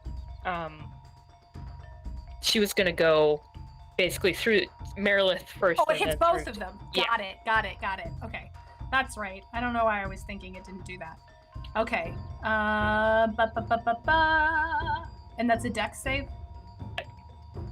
I'm gonna ask you that literally every time. Okay, so the caster makes it. The Merilith.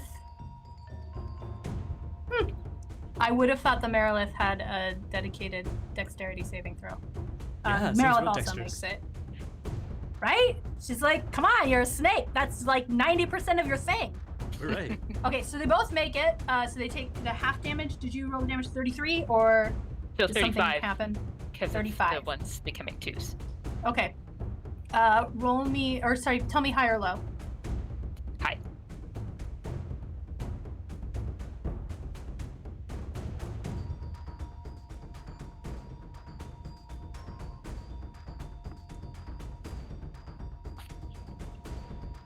Okay. When you're casting your lightning bolt, right? And you shoot it through. The Merilith eels to the side, and it does cause some damage. She doesn't even flinch though. It goes through, and you see the caster, and there's like a split second where he makes eye contact with you. And rather than trying to dodge, he like jumps straight into it and into the circle. Whoa. The circle is broken. The Nara are crazy. Bastard!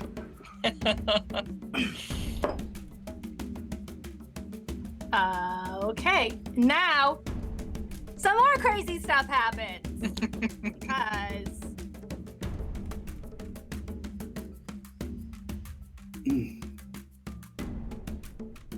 this thing is going to start swooping out of the trees at you guys. Oh. You hear a sound behind you, like horrible leathery wings. Oh no. And you look back and there's this like weird vulture demon thing. And it makes a kind of horrible Skeksis noise. And this like cloud comes out of it. And I need you to make a Constitution saving throw. Oh jeez. Me Okay. also? Both of you. Constitution 29.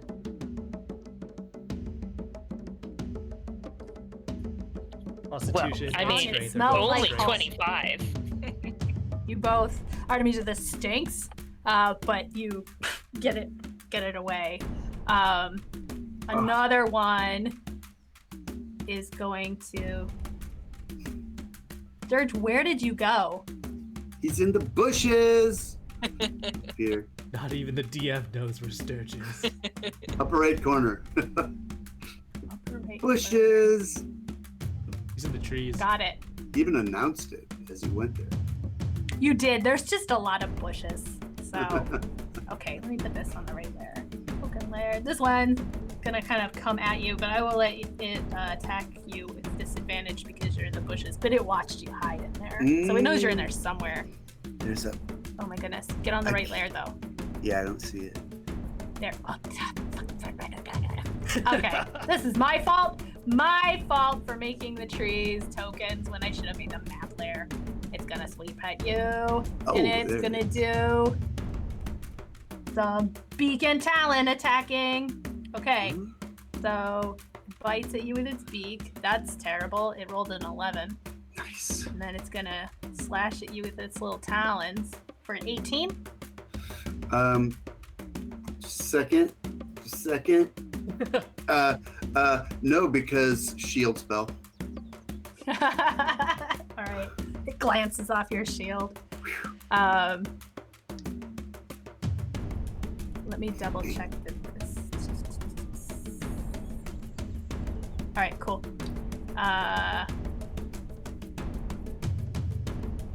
Then can monsters disengage? Whatever. All right, that guy's dead. I think the rock's gonna go for it. Sebastian is gonna continue his creeping up towards the bound up lady. And it's the Marilith's turn. Poor Sebastian. Who's it gonna be? Don really hopes that his display of martial prowess befriended. How are we feeling? I guess I'm looking at the clock, so I'm not gonna make it do this absolute bananas thing. No, do it. Why not? Do the bananas thing. Yeah, do the bananas thing. All right. Let's go. We want bananas. All right. Let's go. Even or odd? Who's answering? I'm gonna say you, Stone, because maybe the Marilith's trying to impress you back. Whoa. Even. Odd. Let's go. No. This is an odd situation. I'm going with it. It is odd. Excellent. Okay, the crazy thing's gonna happen. Did it actually work? Okay. Sweet. See, chat is telling you to also go bananas. Oh, okay. Okay. I will say I did this sort of different than I was expecting. 1, 2, 3, 4, 5. Okay.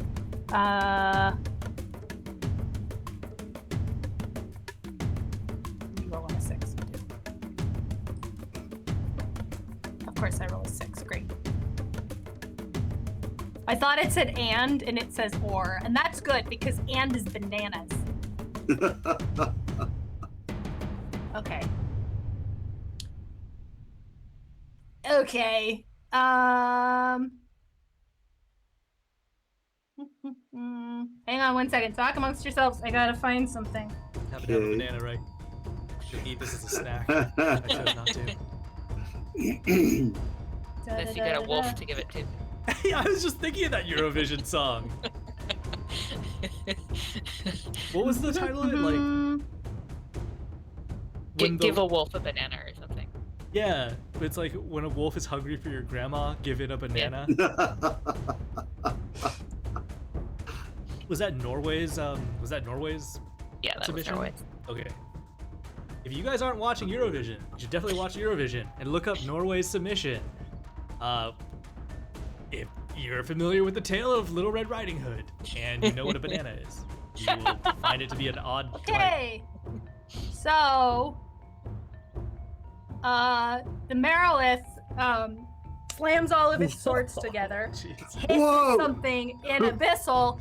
3 of these weird creatures Oh, with like damn. wolf heads and like pincer hands and little extra arms sticking out appear around her. Oh my god. I said go for the bananas thing. I went for the bananas thing. I will tell you, there's a list of demons that she might summon, and I misread it as all of them. So it could have been a lot worse. I thought that was very excessive, but clearly I am not great at calibrating combat. But anyway, so we might have to finish this next time. We'll see. Depends. Anyway, I'm gonna add them to the tracker somewhere. Did And- the other caster die? It's Sturge's turn. Yeah, both Yeah. cast. All the Gnar are dead. They did not Gnar plan this sacrificed. great. Okay, Yeah, the last Gnar sacrificed himself to free the Merilith. Yeah, Okay. he fell on the circle. got it. Okay, Sturge is definitely casting Blink on himself, Okay. and then he's going to disengage from the pukey vulture creature. Wait a sec, did it leave me? No, it's still there. It didn't. Still there. I was Okay. debating, but Okay. And I assume it's on me. It doesn't look like it's on me, but it's. 'Cause if it's like right up on you. Yeah. Yeah. Did I all not right. get it close to you? Nah. No, I couldn't find you because of the bushes. I'm gonna put the bushes on the back layer. Okay. There we go. So I'm up here in the corner. So if I- Ah, there. Okay. Okay. 1, 2, 3, 4, 5, 6. All right. Sturge is going to go over to here. Bushes. And Push the push. hope that he goes ethereal. Here we go. Ready? What do you roll? 12. Yeah, I think I did. I went Oh, ethereal. nice. Sweet. All right. I'm gonna put a little marker on myself, just for fun. It shows that I've gone ethereal. Oh my god, Artemisia! They killed Sturgeon. He's a ghost now too. Are you in true sight? You can still see me. Yeah, I don't know. Has Your it been true an hour? sight's Over off. an hour? Okay. It's definitely been over an hour. I'm gonna do a little yellow dot. That means ethereal. Pop. You hear the Brock go. Holy "Ah!" cow, Run. though. Man, Artemisia. Ready to grow. Hmm. Okay.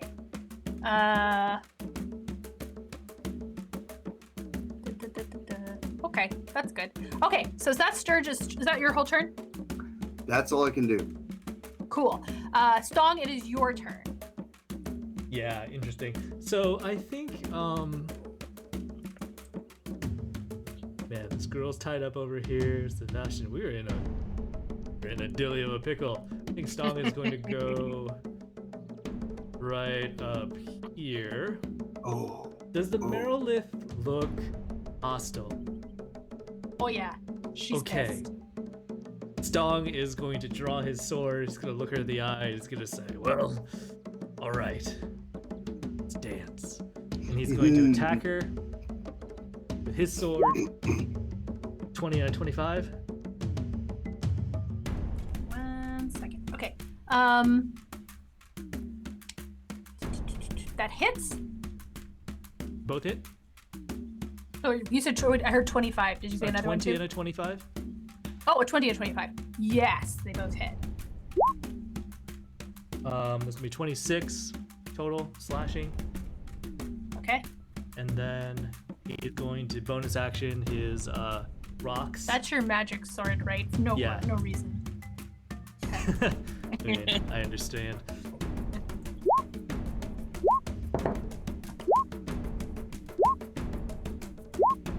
Oh wait. Wait. Sorry. Don't wait. Keep doing. So does a 16 hit her? It does not. Does a 20 hit her?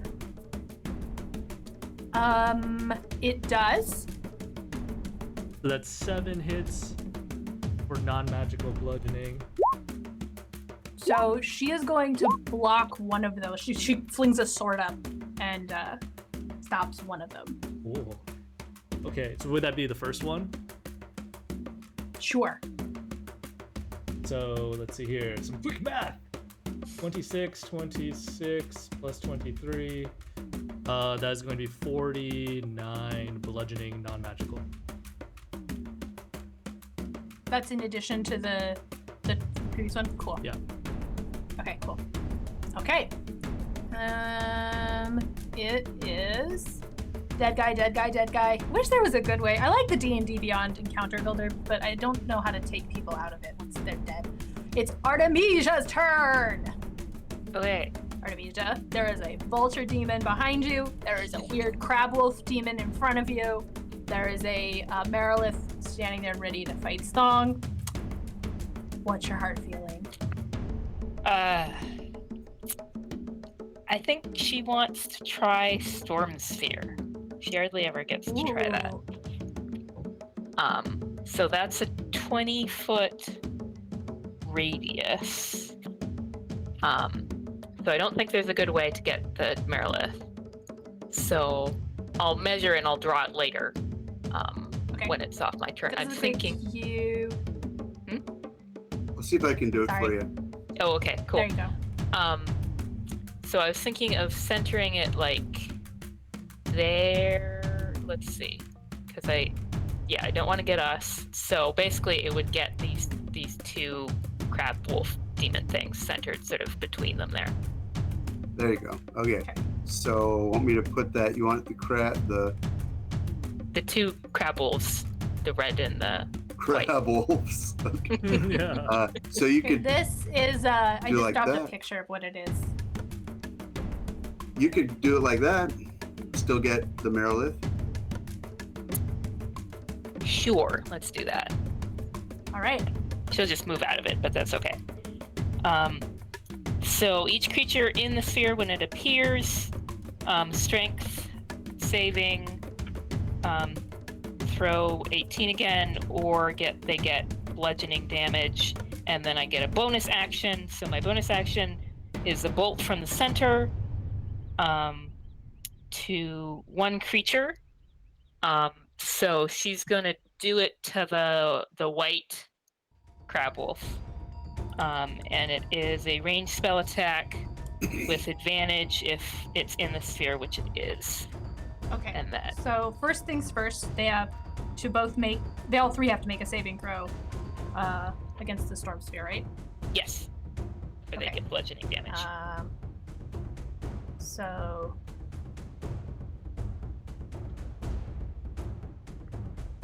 and it's 18. Okay, so the Merilith makes it. Mhm. This guy makes it. This guy also makes it. They're Okay. pretty tough. No bludgeoning. Okay, But- and then the bonus action goes off on the white one. White one. I like this creature pack I purchased because all of the demons are various colors so that you can tell which one's which. So I rolled one of my attacks with advantage, and it needed the advantage, so the ranged attack is 19. 19 does hit. Okay. That is 5 because it's lightning. So that's 15. 15. Okay, and it's lightning damage? Yes. Okay. I'm in 1 again. Okay. Okay. It sort of looks at you, sniffs. You get the impression that didn't hurt it too bad. Artemisia's so used to chain lightning, like she does Storm Sphere, and it's really cool, and then there's this one lightning bolt, and it goes ping! As far as she's concerned. Okay, this thing, this vulture demon, is going to swoop at you, Artemisia. And it is going to try to bite you and claw at you. Okay, so it bites you. It doesn't bite you. Because it's just like, ah! You're like, ew! The talons, however, come at you at 22. Okay, Ooh. so some spectral wings, they show up. because she can sure do them when she's in danger. So use a reaction to roll 1d4, and then add that tag. Whoa.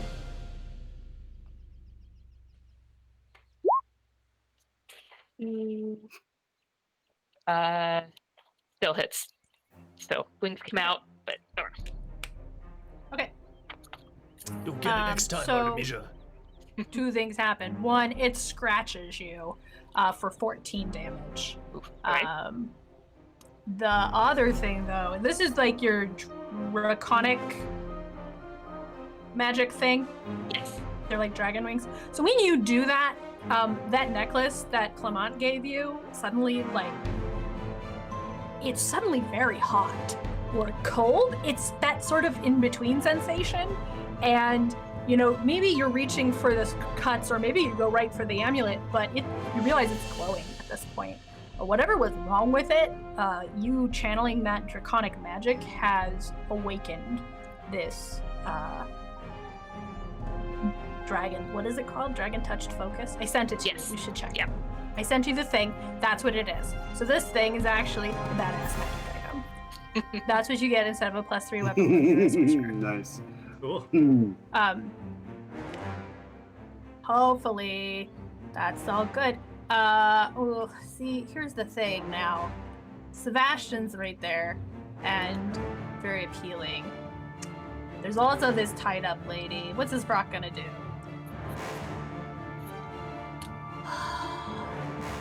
I guess I'm gonna make him go after the tied up lady.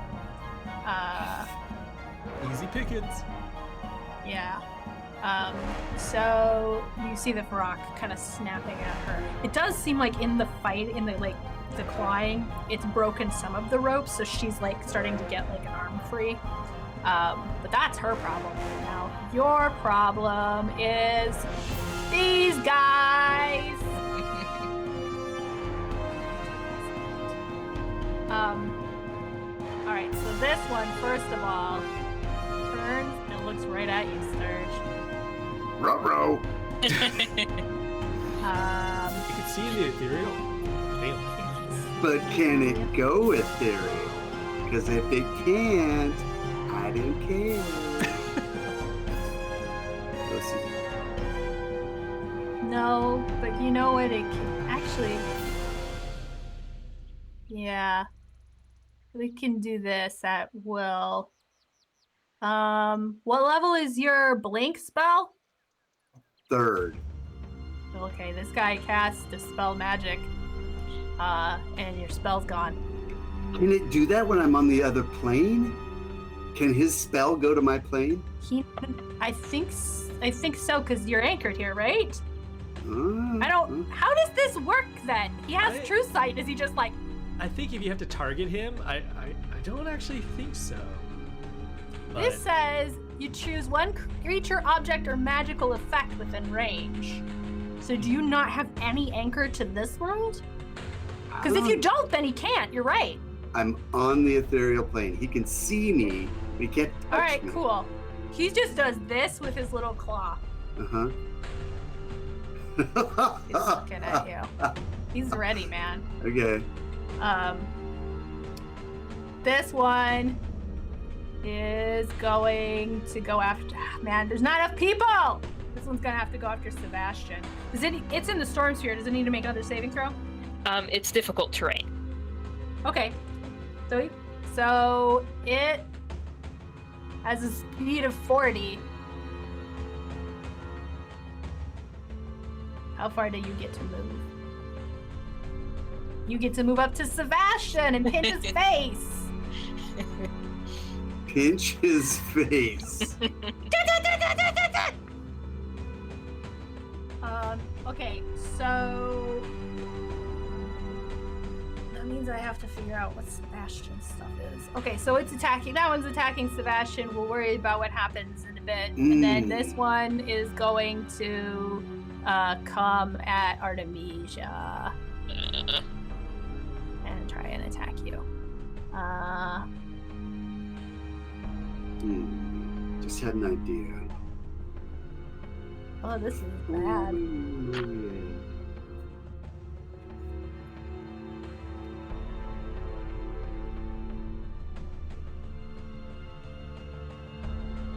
Oops, just 2. Sorry.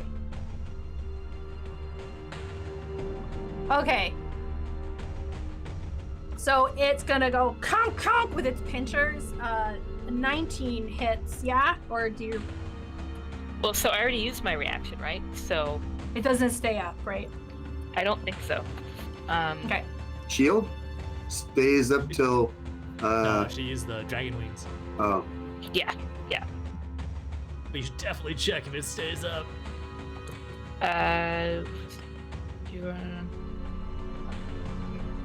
So the way I'm reading this, maybe it does stay up. Manifest wings can protect you or a nearby creature, and you or another creature within 5 feet is hit by an attack roll. Can use a reaction to roll. So I've already used them up, but I think they can stay up, and I can use another reaction with them again, kind of like shield. Okay. So it's still gonna hit because I used them. So it hits one of those, and then does a 17 hit? No. Okay. So it goes pinch, and then it tries to punch you. Like, these just appendages all over. It manages to catch you with one pincher. The others miss. So that pinch does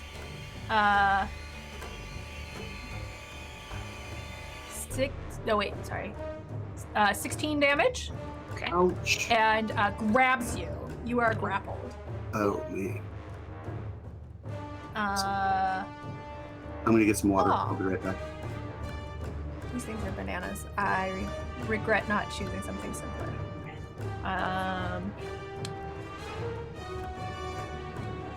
Especially because you guys killed all the Nars, so now I do have to worry about Sebastian. Anyway, those things are done. That guy's dead. Now it's Sebastian's turn. I don't know. He does something. Someone go tell Erech he has to wake up and play.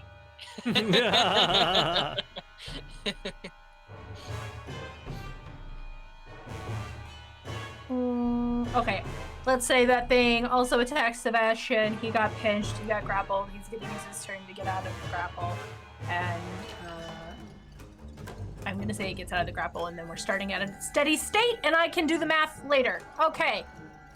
Because it doesn't matter. It's now the Marilith's turn. I regret so much picking this character. They're so cool looking. I have to roll awesome so monsters. many attacks. So I have a. But anyway. I have a question. Can I just make an impromptu Arcana roll to know whether if we kill the demon that summoned the other demons, if the other demons will then go with it? I'm just a total. It's a Did you make a good roll? driver roll. You don't know anything about demons at all. Oh, rats! I should You're have. like, Does it? I'll just shout it out then. If we kill her, like, what if we kill the Marilyn?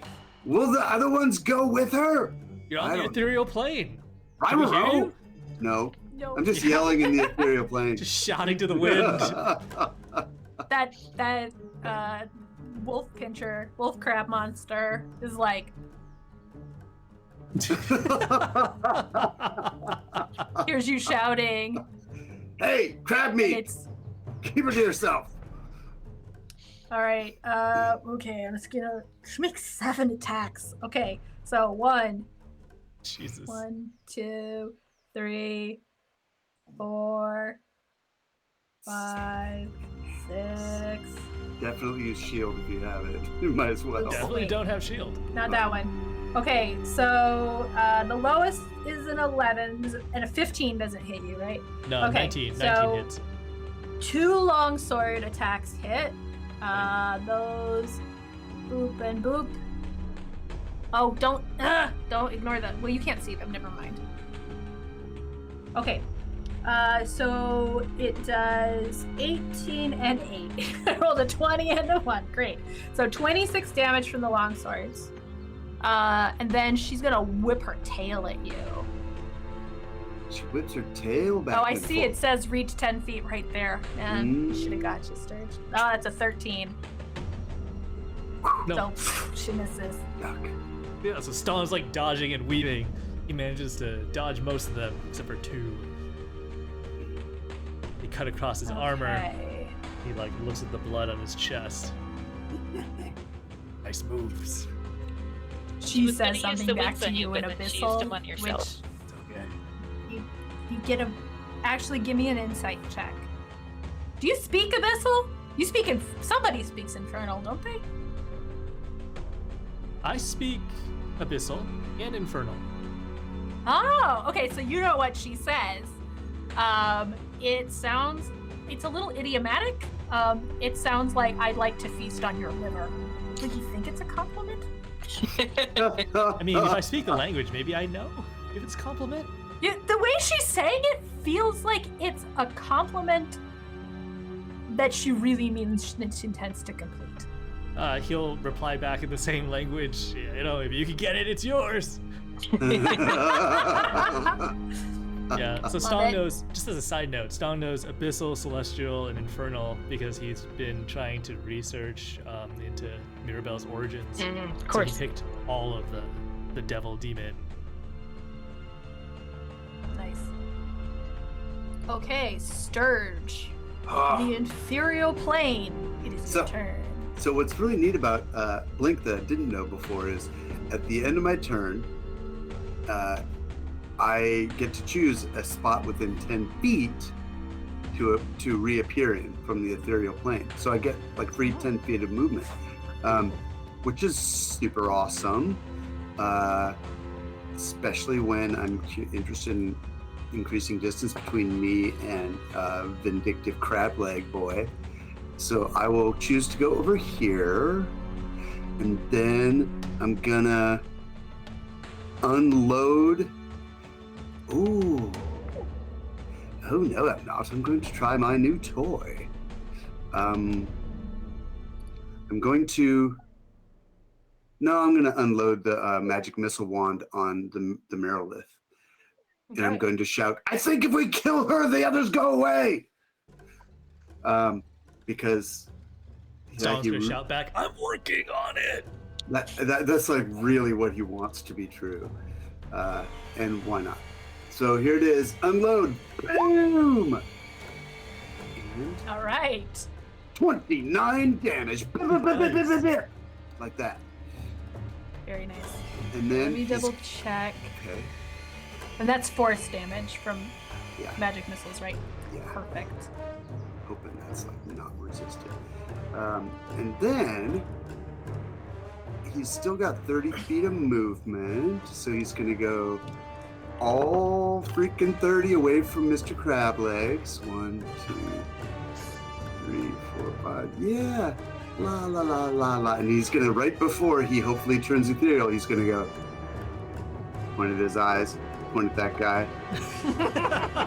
And then he's gonna point at his claws. And then he's gonna go. Man, Like that. I really Do a hope big- you don't turn ethereal this round.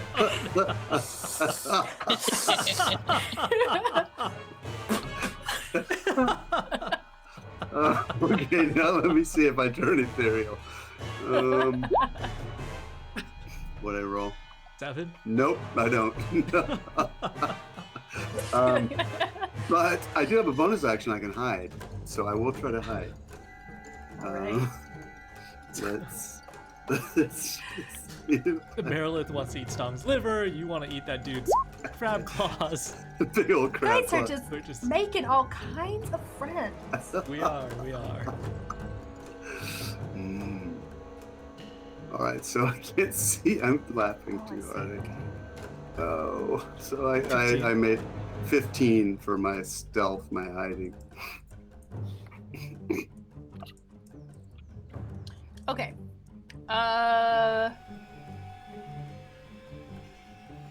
Does that go against their passive perception? If they Yeah. know where you are? Oops, shit. I mean, like, that's the the rules. That's the rules. I don't know. You can make an active one if you want. That was my concentration check when I took damage. Okay. I need to know about They don't see. There's enough going on. it. Okay. Maybe the black one sees you. He knows roughly But- where I am for sure. Yeah, he's definitely got a sense. Unless he thinks I Um, went into ethereal, maybe. I don't know. Maybe. It's maybe just like, wait a second. Are you really excited about killing him? No, Or are I you just want like to. messing with him? I'm just messing with attack. him. I just, given Just as good One as of I those can. like, did you tell everybody you marked him? Because you don't have a big flashy way of doing it. Okay, so that was Sturge. Stong, it is your turn. By the way, I forgot the white one ended its turn in the storm sphere, so Oh, it you're doesn't right. save again for the 2d6 bludgeoning. Nice. Okay. That's the wrong button. Sorry. This one.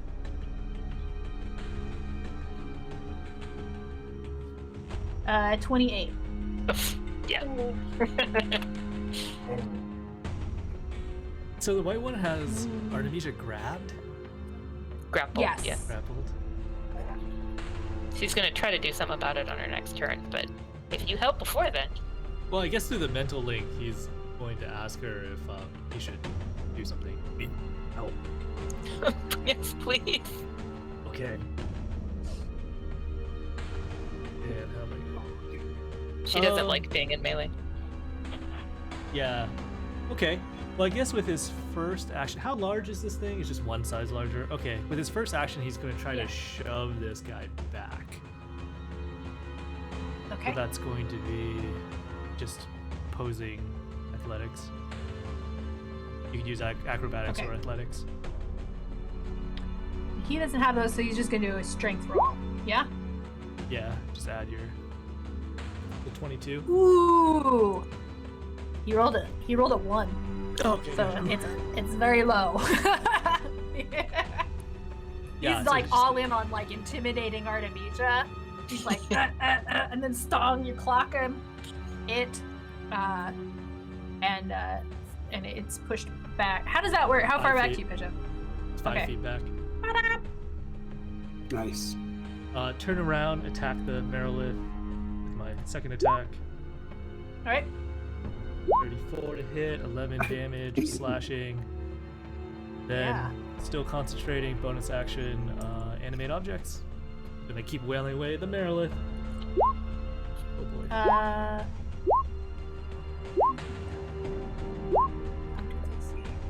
Is a 19 hit? Okay. It would. She's going to. So she has a reaction to parry, which adds 5. So she is going to block one of those, and then everything that's an 18 or higher, -1 hits. Oh, okay. That's going to be 4, 5, 6 hits, so 5 hits. And that's going to be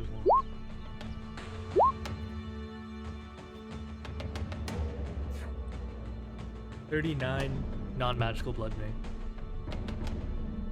39 non-magical bludgeoning. Okay. Boop, boop. She finds all this very annoying. Well, I was hoping for impressive, but I'll take annoying.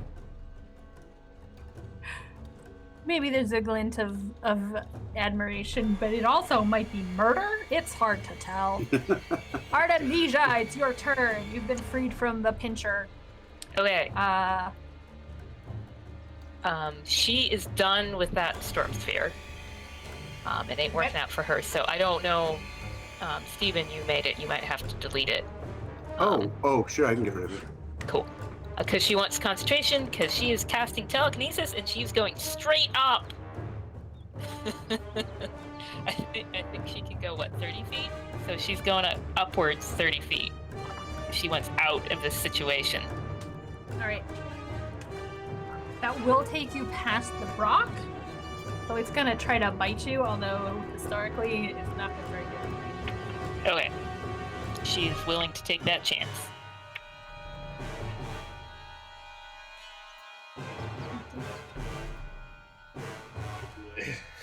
Oh, 11. Oh, nice. Okay. It's the Brock's turn. That Brock's gonna come after you. It's gonna come up. It is crazy thing or not crazy thing? I mean, we're going crazy so Maybe far, so. Let's do I always crazy. vote for the It's crazy gonna. thing. It screams at you, Artemisia. It is a horrifying sound, and you need to make a Constitution saving throw. Oh, jeez, okay. Stupid die. Stay in the box. So that is not very good. Let's see. Oh, it's better than I was worried. 17. Do you have inspiration? That's good. Okay. You didn't need it. You're okay. You, what the heck was that? But it, you feel like something kind of cold and heavy in you, but it passes. And that thing is just like there with its horrible breath. But it did not cause the horrible effect on you that it was gonna do. And that's why Which she is doesn't great. get rid of the ring, because it's +2 to saving throws, so. Oh, very nice. This one's gonna attack that lady. You can see she's definitely like got an arm free now and she's trying to hit at it, but it's biting her. Then those Glabrezu are gonna go. Boy, there's too many things, you guys. Okay, this one is still looking around for Sturge. It heard you shouting. So it's actually like, it's got a bone to pick with you. And it's gonna start moving towards you. This one's gonna hit Sebastian again. So it does... Ooh, what's this? That's interesting. Okay, so he's gonna go pincer. Sebastian is in trouble, guys. He got hit twice. And then... Oh, man. So he's all grappled up. And that's 28 damage for our Rashemi friend. And then it's gonna cast a spell on him.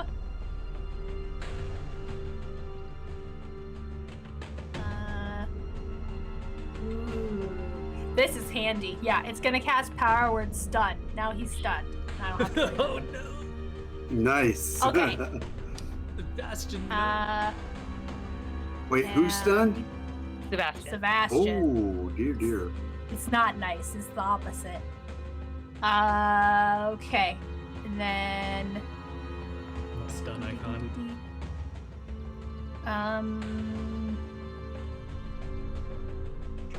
That guy's dead. That's Sebastian. He's stunned.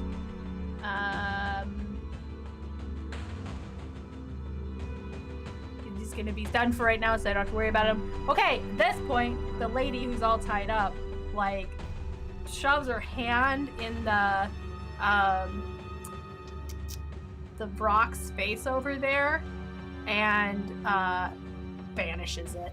Nice. And then she works on like untying herself further. Then it's the Merilith's turn. Why did that jump to Sturge? It's the Merilith's turn. All right. Lady escaping, Stong. Lady escaping. Nah, Stong, you're too much. You're Come too on, much. bring it She's on. very Let's go. into you. Yeah. She has this like teleport ability, and I'm like, I feel like she should be jumping around more. Is she just really into you? All right, here we go. 1, 2, 3, 4, 5, 6. Okay, what do we get? We have a range from 28 to 12. Does an 19 18 hits. hit? 19 19 is hits. what you Okay, need. so she's gonna hit you 1, 2, 3 times with her swords. Call the numbers, please. That will be. What's that? Call the numbers for my concentration. Oh, you're right. Okay, so it is 28, a 27, and another 27. Oh my god.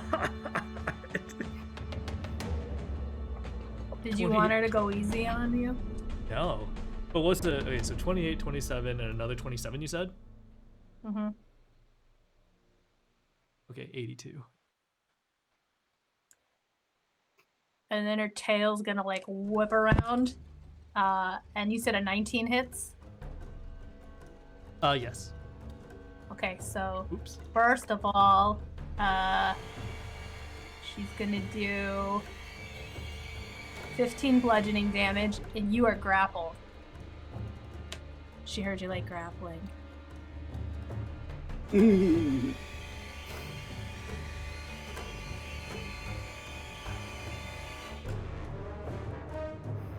Oh man. So man, her tail attack triggers his Orcish resilience. I can't remember what it's called. But basically he's down to 1. Oh no! Yeah, grappled. I mean, you said so 28, 27, 27, and then 15? Oh, wait a second. Huh? Wait a second. That's not the damage. That was to Oh, hit. that was to hit. Oh, Oh, I didn't even know the okay. damage. Yes. Thank God. Okay. Wait, I no. was like, dang, she hit super hard. Shit. Yeah, those are all to... Okay, sorry. I thought you were asking me the to hit. That makes me No, feel please. better, because yeah, okay. Whew. I mean, okay, you know... Okay, fortunately, or, you know, I don't know. It depends on how exciting you wanted this to be. She doesn't do as well on the... Just tell me the damage. Damage. Yep. Yeah, it's 12, 11, and 9. 12, So 11, that and is 32. 32. Yep. Okay, so 12, 11, and 9. Okay, yeah, so my concentration is still active. What's the tail attack damage? 15. Okay. Still good. We're still good. Okay. Okay. Yep, we're still good. And... He's able to keep his focus on his spell through all of her attacks. Then it is Sturge's turn. Okay. If Sturge goes to here, does he have a line of sight on the Merilith? I think you're gonna have to get out of the tree. What if I went to here instead? Are you up in the tree? No, he's on the ground. How about if you go here? I will say you have line of sight. Because I think that at the point you're standing behind a tree, the branches might be in the way, and I don't really want to get into it. Okay. He can't go that far. So Oh. let's see, he could go, let me think for a second. Yeah, he can still do this. Okay, he'll go to here, and then he'll bonus action, Bamf over to here. One more over. It's got 30-foot range on that. Hold on a sec here. Over to here. It's just using this as a little bit of cover. And now he's going to cast a 4th level magic missile on what's her face? All right. Spider Lady. Snake lady? Snake lady. Well, she's got 6 Did arms. you want a spider lady? She could summon a drider, maybe? No. No. Okay, so and here it is. Here. So 24. Wow, that was Nice, a nice. good Nice. one. Yeah. 24. Bam. Is that possible? Did I do that right? Let me look at the math here. Okay. Those Oh hit my no God, I matter rolled what. 4 4s on that one. That was Nice. good. Nice. Yeah. Okay. You see her swords kind of come up like they're gonna block it, and those missiles just super Nice random. try. Okay. Oh, it's so hard to dislike her. She's so cool. I don't know. I think she looked pretty dumb trying to block those magic missiles. She almost got them. She almost got them. All right, Stong, it is your turn. How injured does she look? She's looking rough, but you also think she's gonna be fierce to the end, so. Okay. Oh, man. Artemisia looks okay in the air. I mean, Yeah, she's She's got a taken- rock on her. Oh, sorry. well, and she's taken some damage. I don't have magic or dimension door. I can't drag you out of Yeah, there. okay. So, 2 sword attacks on the Marlet. 21, 22. You're grappled right now. Oh, Does I'm that change grappled. anything about? Yeah, she's got her tail wrapped around you. Ugh. So you're restrained, I guess. Yeah. Yeah, I'm gonna try to break out of her grapple. So I guess like my first Okay. attack is going to be another shove. So it's gonna be my athletics versus your athletics or acrobatics. Do you not have to roll to escape? If she has a special Grapple? mechanic, if she has a special. She has. It says it has an escape DC. Oh, okay. Um, Is it an action I could try to escape? yes. Sturge is going to foresee Stong's attempt with an 18. So Stong will roll an 18 for his escape attempt. Okay. Do you have a plus 17 to your athletics? I do. That's amazing. Yeah. You Super strong definitely. expertise because I'm a bard. How do you get out of this? Out of curiosity, you have a Um, snake tail wrapped around you. Yeah. So she's like squeezing me, and he's going to like wrap himself like the same direction that she's coiling for just a moment, just to get her to kind of like squeeze tighter, and then he's gonna go like the opposite way and then pull downward, and he's gonna just sort of shoot out at the bottom of her. You Nice. hear her shout something very foul in Abyssal, and most of Abyssal is quite foul already. Yeah. Oh, but that's my action for the round. Okay. All right. Oh, bonus but action. you're free. Yeah, Yes, bonus I- Oh action. yeah. Bonus action. Let's go for the animate objects. Come on, come on, come on.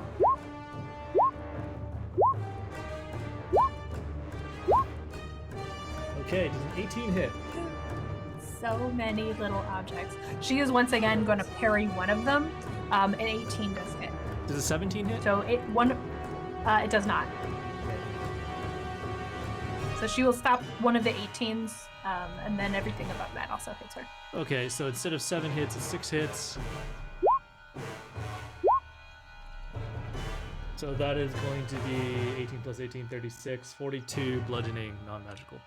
Oh, this is an ignoble way to go. Oh, But- yes. Yeah. Pummel the heck out of this Marilith. And Nice. these are rocks, right? Yeah, the rocks are The ground. rocks are hitting her, and she's like, she knocks some of them aside, her arms whirling, but they start punching into her, and you see like fire burning Ooh, out, like cool. the edges of paper lighting, and she looks at you and she says in Abyssal, "One day I will come for your liver." And then Wait, tell me your name. She- Okay, bye. This always happens to me. And when she goes, much as Sturge theorized, all these things also disappear. However, that rock is still hassling Artemisia. Ah, Sigh. Also, nice. I'm gonna get rid of this and bring this lady back up. But Artemisia, it is your turn. Okay. Well, she was going to switch. I'm always like, oh, she's gonna switch to like doing heals or whatever, and then like we can do that in a second. Right now, she has 1 spell slot left at 4th level, so she can upcast Lightning Bolt and just be like, Yes. that rock. Nice. Oh man. Okay. I'm curious. I usually do these manually, but let's see if D&D Beyond will let me. Come on. Do this. Oop.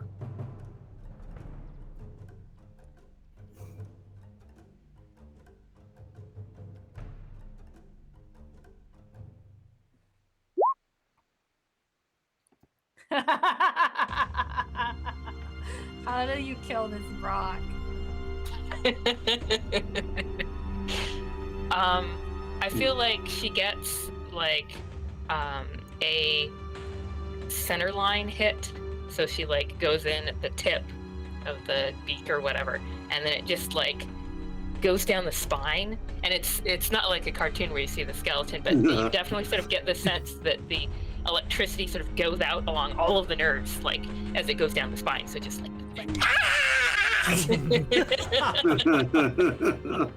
Once again, that lightning seems to ignite something, and it bursts into eerie greenish flames and disappears. Nice. Back to the abyss from whence it came. Nice. Bye. Okay, so Done. all the demons are gone. This lady is kind of standing up. She's panting. She goes, "Thank you. I suppose I owe you a favor now." Stong is She just turns like from you. bleeding from like tons of cuts, and he's like, Yeah, thanks. Well, as soon as we're out of the initiative order, Artemisia does have some cure wounds spells that she can cast. So she can do 2 of them at level 2. So she's going to do that to sort of repair, say, Stong and Sebastian. Or is Stong looking bad enough he needs both? So Stong's gonna regenerate himself first. So Oh, okay. You can regenerate? Okay, that is 39 healing. Dang! How do you do Nice. that? Level 7 spell slot. Wow. Not useful in combat though. Very useful out of combat. Do you have to concentrate on it? Is it like It's like a multiple 1 minute rounds? cast time. While you guys are doing this, that lady is like rifling through the Nars stuff and pulling things out. Are these your possessions that they took from you? I mean, that might know. No. What are you people anyway? What are you doing out here? Are you trying to die? The spoils We don't. go to the victors, not the rescued. Are you perhaps of Do you want to Rashomon? try it? One of us is very low on spell slots, and one of us is not. Hmm. Am I what? Of Rashomon? Where do you think you are, lady? Are you guys not ghosts, right? No. Well, they were. She like they comes were- over and pokes Sturge. Now you okay? Ghosts. Ghosts where? Where are there Um, ghosts? Is she does she take anything really nice from the Nars?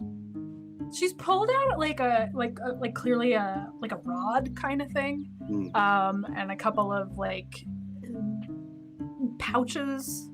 I'm going to intrude and push her away and claim whatever is left. She's gonna push you right back. Okay. I'm sorry, who do you think you are and where do you think you are? I think I'm one of the people who just saved your miserable ass, and I think I'm on the other side of the lake. We are looking for the Durthans. She's gonna cast banishment on you, Sturge. And I'm going to try to resist. So what do I roll for that? It is actually a charisma saving throw, Good. if I And recall I have correctly. advantage Oh, Nice. because I have a spell mantle of That's resistance. good. Yeah. Let me double check what she's got, because I think that's enough. Uh-huh. And I will whip Mr. Whippy under her throat, and I will hold it there with only a twitch necessary to coup de grace this woman. Sturge. And I'll say, go ahead and drop that rod. I think that'll suffice. Okay. I just want you to know I love this so much. I'm just ready to twitch. I am You- so ready to twitch. Just holding the action for anything but dropping that rod, and he's gonna coup de grace. She's Where just are like you, making very Business steady eye school? contact. Mm-hmm. You hear howling in the forest. Mhm. Artemisia and Stong, since you are not making steady eye contact with someone, if you glance toward the howling, you do glimpse blue-white glowing shapes moving, loping between the trees. She's hurt, And isn't she? you see She's more- hurt. She's little already bit. kind Slow of down. bloody. Slow down. It's not your turn right now. It's my turn. I'm sorry. I'm sorry. Mhm. You see little lights flashing between the trees, and you hear people moving swiftly. Mhm. The air beside you, Sturge, shifts with a soft huff. Mhm. And suddenly there's a woman standing right beside you, and she Mhm. puts a rod right up on your neck. She says, I think you want to rethink this. She looks over at the other woman and she says, Yolanta, what the hell is wrong with you? Can The Stong woman step up does to this not- woman and put a sword underneath her throat so we're in like a Mexican Opposite. standoff? We'll just make a chain. Reservoir We'll just make a Dogs. chain. Yeah. So the woman you've got your sword on the throat of, who has not broken eye contact with you, Mhm. says, no, I just found some new friends. No, she's robbing us. We just After saved we her. Except she takes saved what her she's life. been holding in her hand, and she slides on a mask that is just pure green. Says, now you can meet my old friends. You can meet my sisters. So this and you one- realize Sorry. the wood is full of witches. I know, but one of them just appeared next to me and said, rethink this. And then she said to her sister, what the hell are you doing? And now Sturge's going to say, she needs to drop the rod that belongs to us. And then I'll drop That's my not sword. yours. No, that's not yours, little boy. We saved her life. Sturge, is this worth this? Whatever that is this worth this fight? Look around you. Asia. He went to business school. He knows how to negotiate. I'm gonna roll persuasion. Can I? Maybe intimidation? See, here's the. I guess intimidation would be better because I don't know how you're going to persuade someone to give you their spell focus That's not their spell when focus. it's her spell focus. You're trying to take her rod. No, I thought she was No, that's looting her them. rod. No, she's taking her rod and mask back. That's what I That's what asked. she's to- taking. that's what I asked to begin with. I said to her, "Are you reclaiming your property?" And she said, Yeah, and she said it's all hers now, and you said no, that's mine, and you guys didn't really get into details.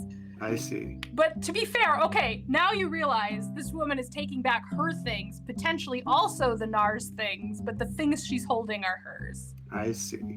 And there's a whole lot of witches in the woods. I know, but Sturge kind of doesn't care. He's like, he doesn't like assholes. So he doesn't like ungrateful people. But he's going to say, I see, that is yours to begin with. It was a misunderstanding. And he drops his sword. We're all learning new things.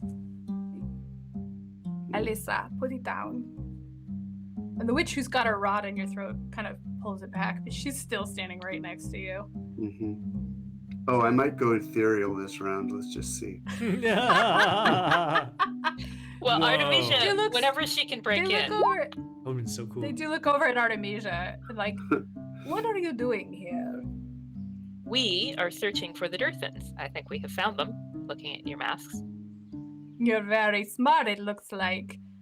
I don't think you are sent by the Wicklaran. We are not. You What are asked you who doing we with were. a sister? You want to join up? It is more complicated than that. We would wish to speak to you. However, I think you should know who you are speaking to. And she's going to turn into a wolf. And see how they react. Yolanta sort of looks at you for a second, and she looks over at Halisa, and she's like, okay, you're a transmuter? We can use that. Hmm. Halisa's like, I don't think that's it. She's one of them Tisaris. Oh. Did you hear about us from somebody? Well, I suppose they won't have beast speech, so she's going to go back to half elf. Probably at some point she's done this too many times. You for the day, don't she's know probably a what little they like- have, for the record. So she's probably going to be like, oh wow, okay, that was a lot of like going back and forth. Also, after all spell slots gone, or almost all. Cassius just gave you a spell slot back. Hooray! Yolanta's. Oh, sorry. Go ahead. Well, she's just gonna say, so have you not heard of Skaha then? The Spear Witch? Maybe. I suppose it depends what you're trying to trade on her name. Perhaps we go back to our camp. We have some conversations, maybe some tea. You all look like you could use a rest, and I know I could. She looks over at Halisa and says, kind of gestures around, and she says, starting Nar. She says, they sort of argue in Rashemi briefly. You get the impression Yolanta is not very careful. Which one? What's her name? Say that again. Yolanta. I'll type it in. Yolanta. She's the one who was captured. Yeah. Yolanta was captured. Okay. Halisa is the one who showed up and is like trying to save her. Sturge is going to, when they start walking, produce he has some healing potions. He's going to take one out and hold it out to Yolanta and say, a peace offering. Thank you. She's going to put it in her pocket because she doesn't know what that is. It's a healing potion.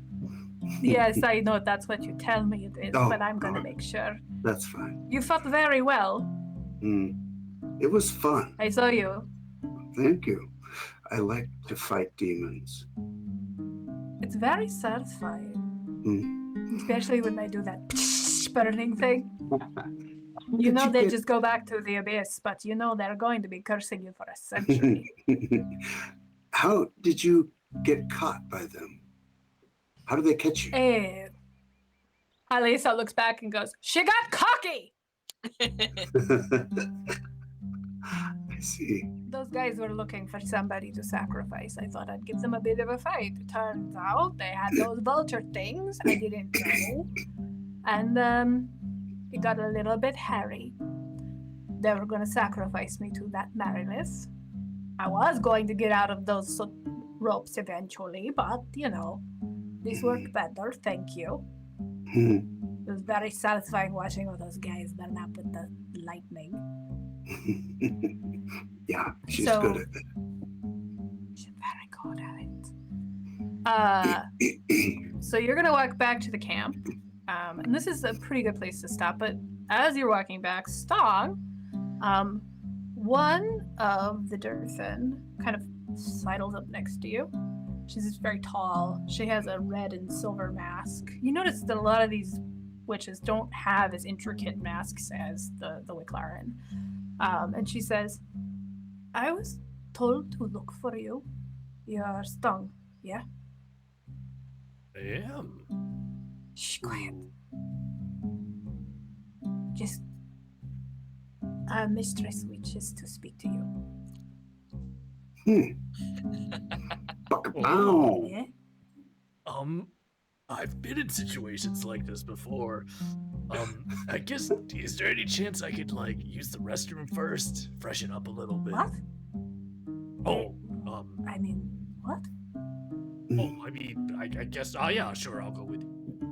He's, she kind of reaches up and she's like, you're friends too, okay?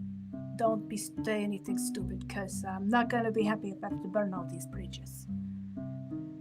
Okay. You look very confused. Well, I'm afraid if I don't look confused, then other people will, like, know that there's something up. You're smart, I like it. Bluffing? I will tell you when it's time, okay? And she sort of moves away from you. And that, unless there's stuff you guys want to, like, try to talk about while you're walking, seems like a good place to stop.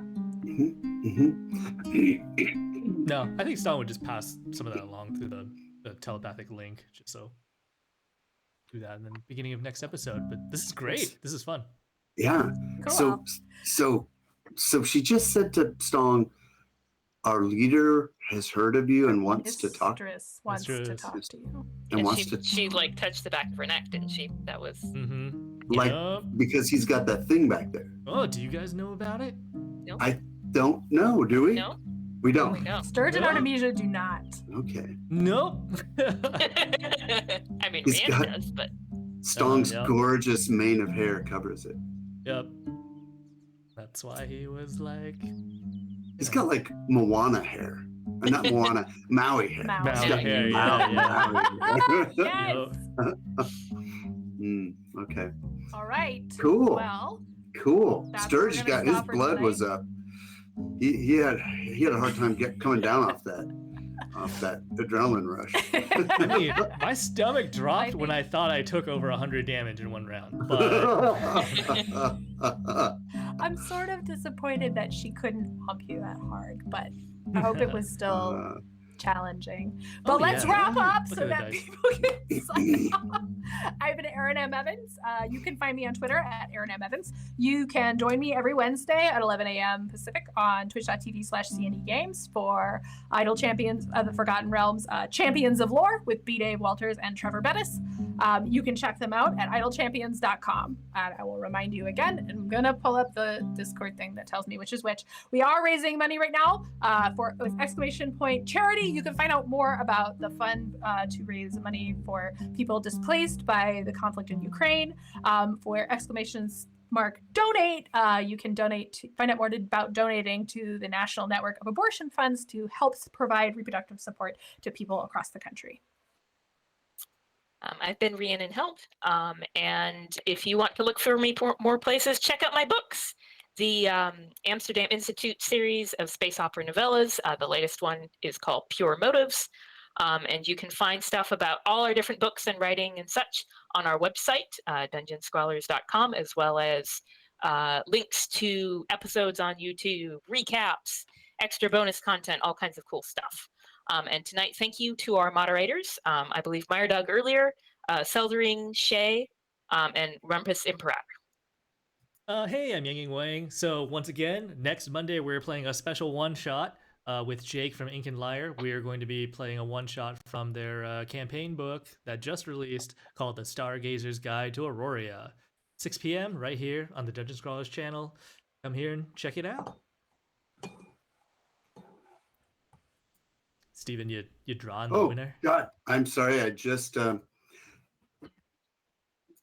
you hear that? Can you hear what I'm hearing? No. Mm-mm. Just you. I'm very confused at the moment because I did that thing that you're not supposed to do when you call into a radio station when you still have the radio on. And yeah. What is happening? It was it was this Twitch channel was going and our voices were going and I couldn't make them stop. And the reason I did that though, the reason I did that was so that I could find out when I hit the button and pick a winner for the giveaway, then I can have them immediately message me on the Twitch channel their email, so I can get that moving right away. But here we go. The winning a set of dice and a tray from Phoenix. Here we go. Picking a winner. Boom. Simmons 13579. You are the lucky winner of dice and tray. Now, Simmons, you're not done yet. Congratulations! You need to get on the Twitch chat thingy. No, what is it? Yang Yang, help me out. What is it? Not the chat thingy. We'll message you through Twitch, and we will Yes. get your info. Yes. To get you your prize. The easiest thing though is if you message us right now with your email address. That's what I'm trying to say. You could also do that. Yeah. It's equally easy. But yeah. It's much quicker if you do it right now, though. That's what I'm trying to say. Okay, I'm done. That was it. That was my part. Is that the end? Yep. Come join us on our Discord. And come join us on our Discord. I love Discord. It's my favorite.